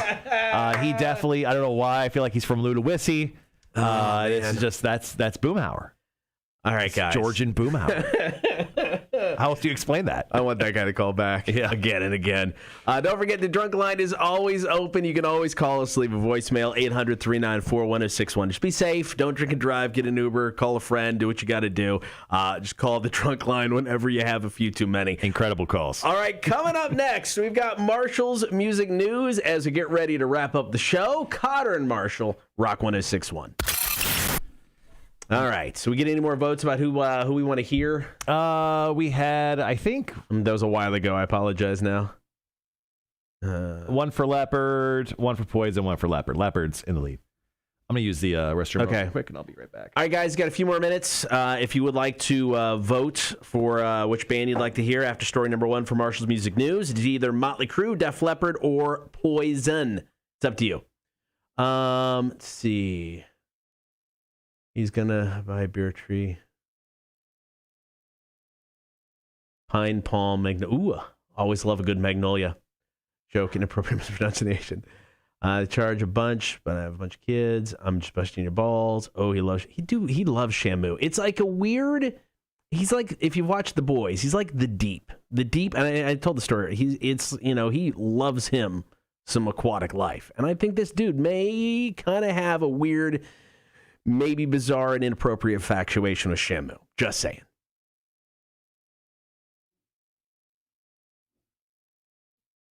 All right. See, we've got Def Leppard, Poison, Def Leppard, Poison for sure. Shoot, I think Poison's pulling out in front, guys.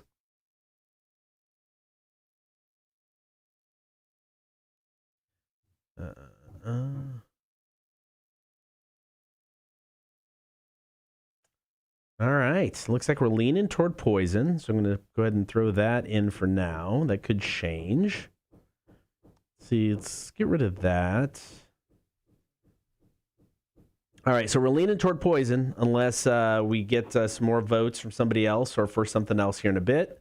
But right now we're going to lean toward Poison for who we're going to listen to. Poison for sure. Poison. All right. All right, cool. All right, so after commercials, going to get in the saliva, click, click, boom. Then story number one of Marshall's Music News. Tomorrow on the show, Quizzed in the Face. I'll come up with some sort of quiz for Marshall. We've got the Dude of the Week death match. And then we've got Cotter versus Marshall, where we'll get into an argument over something incredibly dumb. But it's what we do. A big thanks to everybody for hanging out today. As always, the show flew past. I can't talk, Al. Flew by quick. That's what I'll say. Flew by quick. We appreciate it. Let's see. That's already moved. Okay.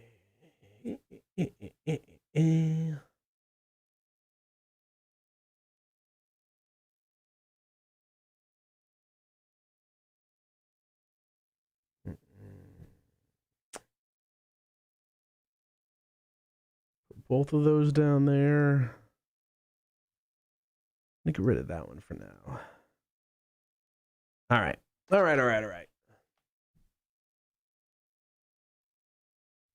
I need to, right? I need to go to bed.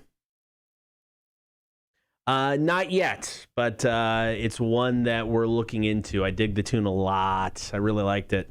So, yeah, hopefully we'll get to that non-point as official ad here in a bit.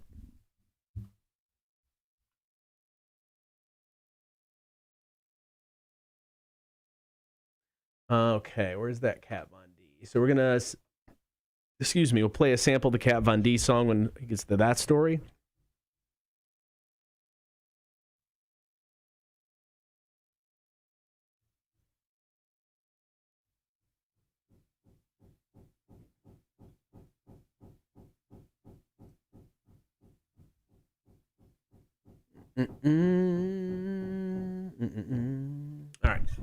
All right, cool.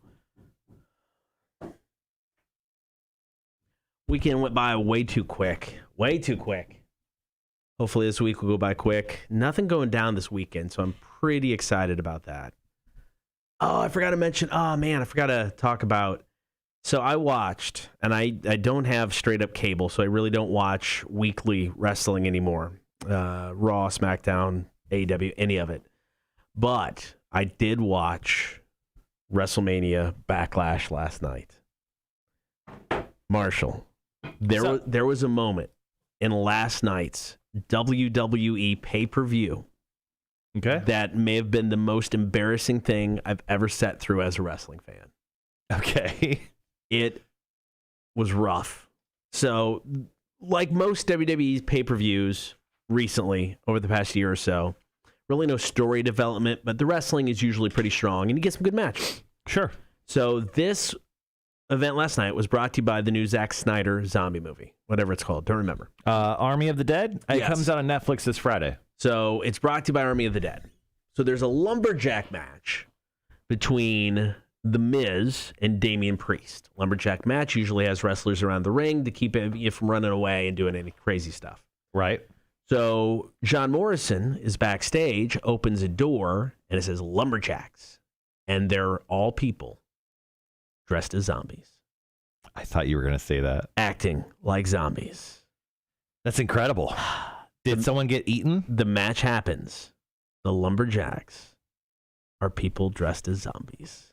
Now, are they actually acting as lumberjacks, or are they just acting as zombies? They're acting as zombies that would attack the wrestlers when they went outside. So the wrestlers were terrified to go. They acted completely, and yes, the wrestlers went all in on it. They acted as if it was scary zombies. Right. Well, so essentially it sounds just like it was a 10-minute paid commercial for Army of the Dead. The announcers are selling it like they're zombies. They're talking. Oh. It was some of the worst garbage I have ever seen. Worst garbage in the last 10 years. Embarrassing. My wife walked in and she goes, "What is this?" I went, "I'm embarrassed right now." I text Jake. I'm like, "Are you watching it?" "Yep." I'm like, "This is embarrassing." He's like, "Yep."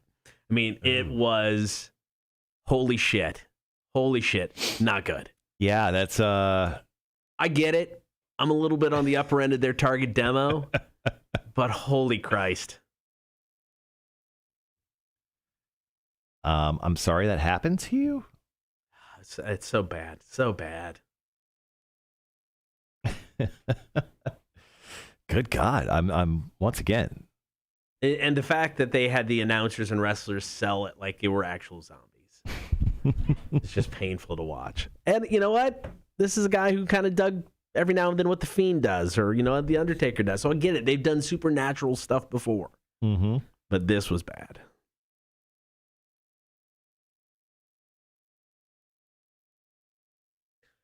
All right, guys, 2 minutes. Going to hit story number 1, Poison for the win. So going to go with a little Nothing But a Good Time. Because it's either that or Every Rose, and I didn't want to play a slow song. Yeah, I wouldn't want to either. We're going to go Nothing But a Good Time. There was Prime Poison off of Open Up and Say Ah. There was a moment called Prime Poison? I'm just saying, you know. So Look What the Cat Dragged In was their first album, and it did okay. You know, it's like, you know, it had some good stuff with Talk Dirty to Me and stuff like that. And then, you know, Open Up and Say Ah was like the album they broke out on. You know, Nothing But a Good Time, Fallen Angel. What else is on there? Every Rose. Shoot, what else? I don't remember. Then Flesh and Blood was the third album. Unskinny Bop. Big Poison fan.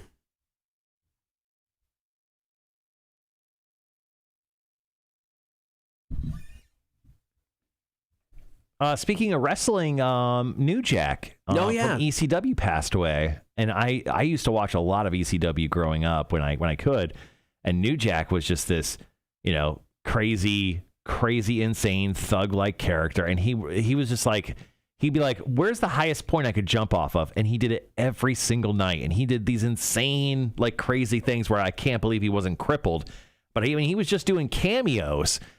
You know, for like $100 a piece. I saw some come up the other day and I was laughing at him. And then he passed away via heart attack over the weekend or late last week, which is crazy to hear. Speaking of wrestling stuff. Dude lived a rough life. Of course, he was involved in the whole mass transit incident. I don't know what that is. So he was wrestling a guy. I'll tell you guys here in a bit. We'll be right back.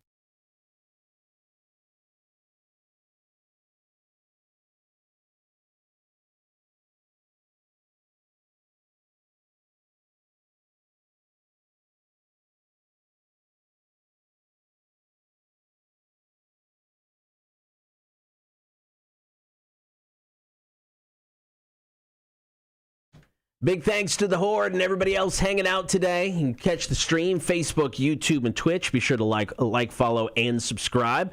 Right now, it's time to delve into Marshall's music news. This is story number 1. So way back in the magical year of 2020, we were supposed to get the amazing Motley Crue Stadium Tour. Yes, they blew up their contract that they would never play again, and they were coming back to tour in the summer of 2020. Now, it was supposed to be them, Def Leppard, Poison, and Joan Jett, and the Blackhearts.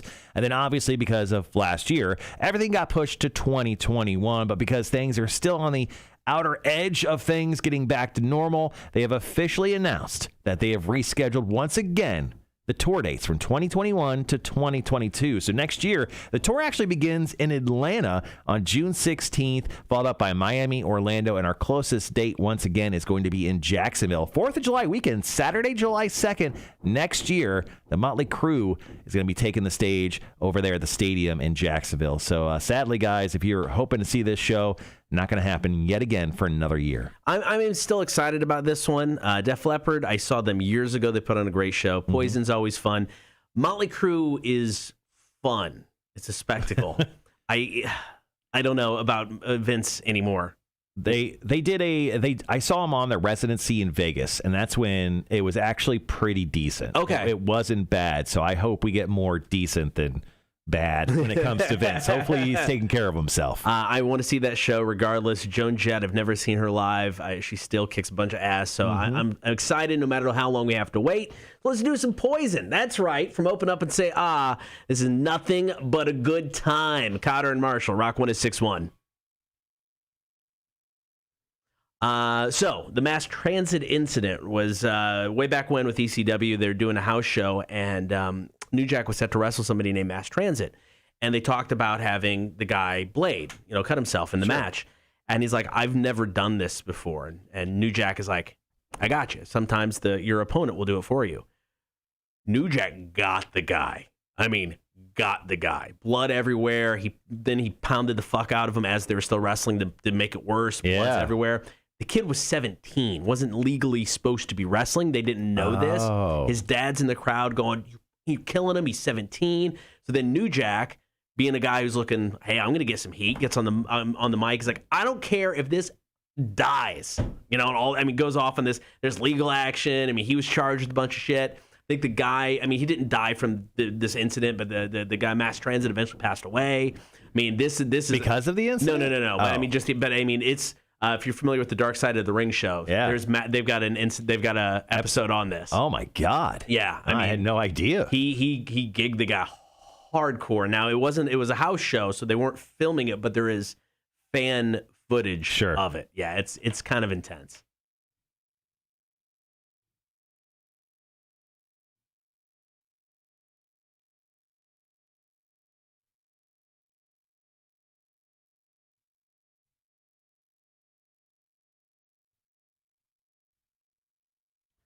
Just editing up our next story. So our next story for Marshall's Music News is going to be about Kat Von D. We'll actually play a clip from her song as well, called Exorcism. So we're going to talk about her. And cool. Got it edited down, so we're good there. 2 more stories. We're done for the day. Hope you guys are having an awesome Monday. Tomorrow, back on the show, Cotter versus Marshall. We also do Quizzed in the Face, and there's another thing I forgot. Dude of the Week deathmatch. Dude of the Week. Hell yeah. So yeah, our boss is here. Aaron is. Did he show up? He does. He's got like his. He talks to all the other general managers. Door shut in the company. Yeah, so it's a door shut meeting. He does that every Monday though. Yeah. So. Andrew says, "How was it the barbecue and beers afterwards? Wish I could have made it out on Saturday. Barbecue event was super cool, man. It was nice. It was a fun event. It was fun. I mean, we ate.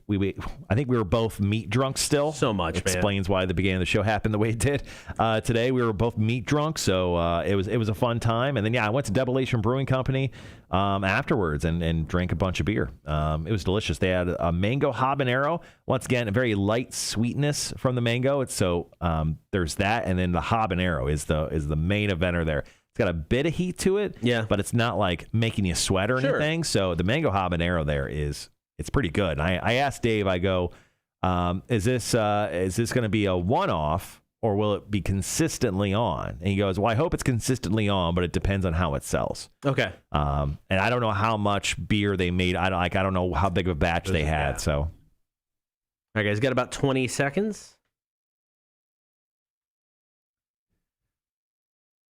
Congrats to you, Tony, and the baby of the house for the graduation. Dude, I had 3 kids on my block have graduation parties this weekend. Like it was like every other house there was a kid graduating. Yeah. All right, guys, be right back.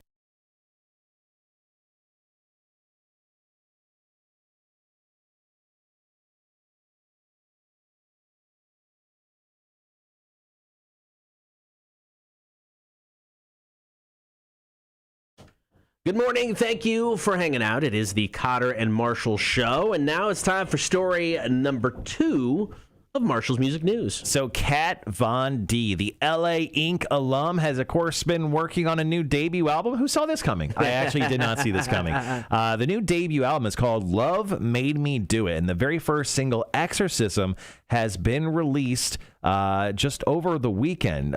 Let's play a clip right now of it. All right.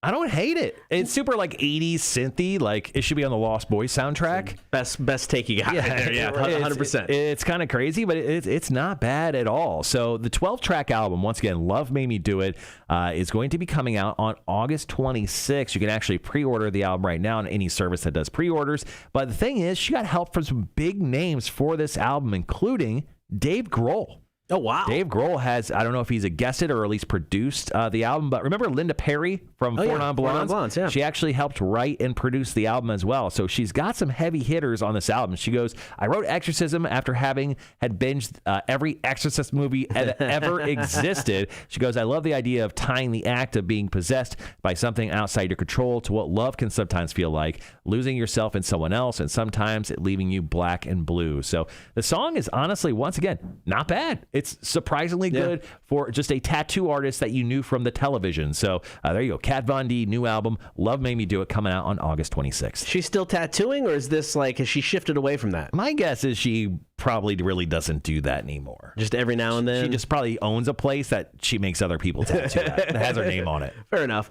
All right, coming up next, one more story to go, and then we'll wrap up the show. It's Cotter and Marshall, Rock 106.1. I honestly, the more I hear it, the more I kind of like it. I kind of like that Kat Von D single. All right, we're just going to come right at a stop set here. Oh, sure, yeah.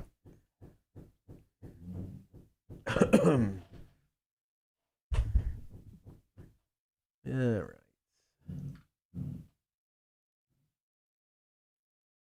See you later, Gibby. Thank you for hanging out. Congratulations, Tony.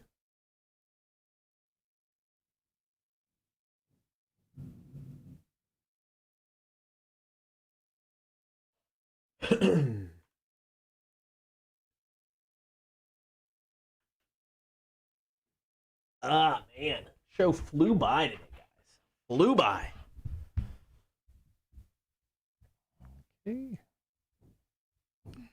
It sure did. What do you got going on after the show today? What are you doing? I got to work ahead on. I'm trying to think. It's like I'm still in a Monday fog. I got to work ahead and get some scheduling done. Mm-hmm. I've been trying to work ahead as much as I can on the music since doing the weekend stuff takes a little bit more time. I won't have to do the Foo Fighters stuff. That was a little bit more time consuming too. But just trying to work ahead as much as I can. Right. So that's the big thing. Oh, I was going to mention it to you. Best of stuff while we're out. Yeah. Are you good with it? You got all that? Yeah. Because we're out, we need to probably actually put that. I put that on our calendars. Oh, okay. Did you see it? Did you not see it? Nah. So if you go to the Cotter and Marshall calendar, I put you on for 22 through 24, and then I put the week I'm out as well. So okay. Let's see. And then we are off Memorial Day as well. So yeah. Just a heads up for you guys as well. So like 2 weeks from today, May 31st, Monday, May 31st, we're taking the day off, as is everyone else. So there won't be a show or a live stream that day. We'll play a best of on the air. And then June 22nd through 24th, Cotter's taking some time off. And then after our big 20th anniversary show, I'm taking pretty much a week off. We won't be back on the air until the 12th. The 12th, yeah. I may extend that through the 25th and not come back on that Friday. Just FYI. Okay, yeah. Just let me know so we can put it on there. But yeah, I'm excited to have Memorial Day Monday off. Ain't gonna lie. So the Horde can run the live stream. Sure, come on in. Yeah, turn it on. See how it goes. I'm super interested in that mango habanero. I may have to swing after work this week and try it. Yeah, so they're open starting at 12 noon every day, Andrew. Just a heads up. Dedicated. I love it. Yeah. Yeah, I may have to swing by just on the way home one day and try the mango because, I'm curious. Yeah, I think I had, I was there from 3 to 8. So I think I had like a beer an hour. So I think I had 3 mango habaneros. I had a West Coast IPA. And then they had a wild berry Berliner. Oh. That I had. Or no, a wild berry Belgian. Oh, interesting. So they had a regular Belgian, and they just added berries to make a variant of it. Interesting. And the wild berry Belgian was really nice. Yeah, nice. Gibby says, give me the door code. I'm all in for a week. Yeah. No, I think, yeah. So next month, and then like a couple weeks later, we're taking, just so you know, we take separate vacations. We're not together all the time. But you're going to what, Universal? Yeah, I'm going to go to Universal. Yeah. Do 2 days in Universal, so it'll be fun. I'm going to Tennessee, going to the mountains. Yeah, and then we're going to try to cram something in sometime later, but we'll see. I don't know yet. Yeah. Before the kids go off in August. The Universal vacation's not the final vacation you're taking them on? No, that was just kind of a, hey, let's go do this since we've talked about it for years. I mean, I expect this won't be our last set of family vacations, but having both of the kids be out, we wanted to try this before they're gone, because the oldest has got the apartment. So, I mean, technically won't be coming back over the summer because it's a year-long lease. Yeah. So, I mean, yeah, this could be one of our final ones. I don't know. We'll see. Do they serve the drinks in those skull cups? No, you had to be one of the investors, some of the first people in to get those skull cups. Yeah. Got about 5 seconds. All right, guys, we'll be right back.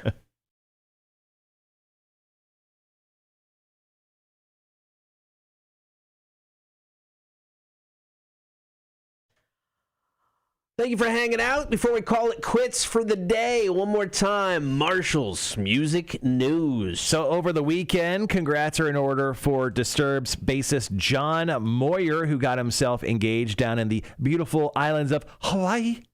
He got engaged to his fiancée, Brandy Nicole Hester. He actually put on Instagram a picture of them officially getting engaged, saying, "My beautiful Brandy and I got engaged while we were in Hawaii. My partner in life, love and time is now my fiance. Love you, baby." Now, John Moyer, not the original bassist of Disturbed. He did join the band in 2005 for their third album, 10,000 Fists, but has been with them ever since. Now, of course, Disturbed has announced they are not going to be touring this year. Doesn't mean they can't headline like a Welcome to Rockville. Yeah. Throw that out there. But they won't be doing any touring at all, and they plan on getting back to the road in 2022. But congrats to Disturbed's bassist, John Moyer. All right, guys, that's it. Thanks to everybody on air and on the stream for hanging out today. If you haven't checked out the stream yet, do it.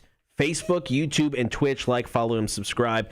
We live stream the show there every morning. Tomorrow on the show, Marshall, are you ready to get quizzed in the face? Quiz me, baby. I hope so. We got Dude of the Week Deathmatch. Chance to vote for that a little bit later on this afternoon on the Facebook page. Also, Cotter versus Marshall, as we'll get into an argument. You guys get to decide the winner. So we'll talk to you Tuesday at 6. It is the Cotter and Marshall Show. Rock 106.1. All right, stream people, you guys have a great rest of your day. I think it's just you, me, and the boss in the studios. There's no one else here. I don't even think Max showed up yet. No, I don't think so. No, it's pretty long. Well, the roofers are here, so do they count?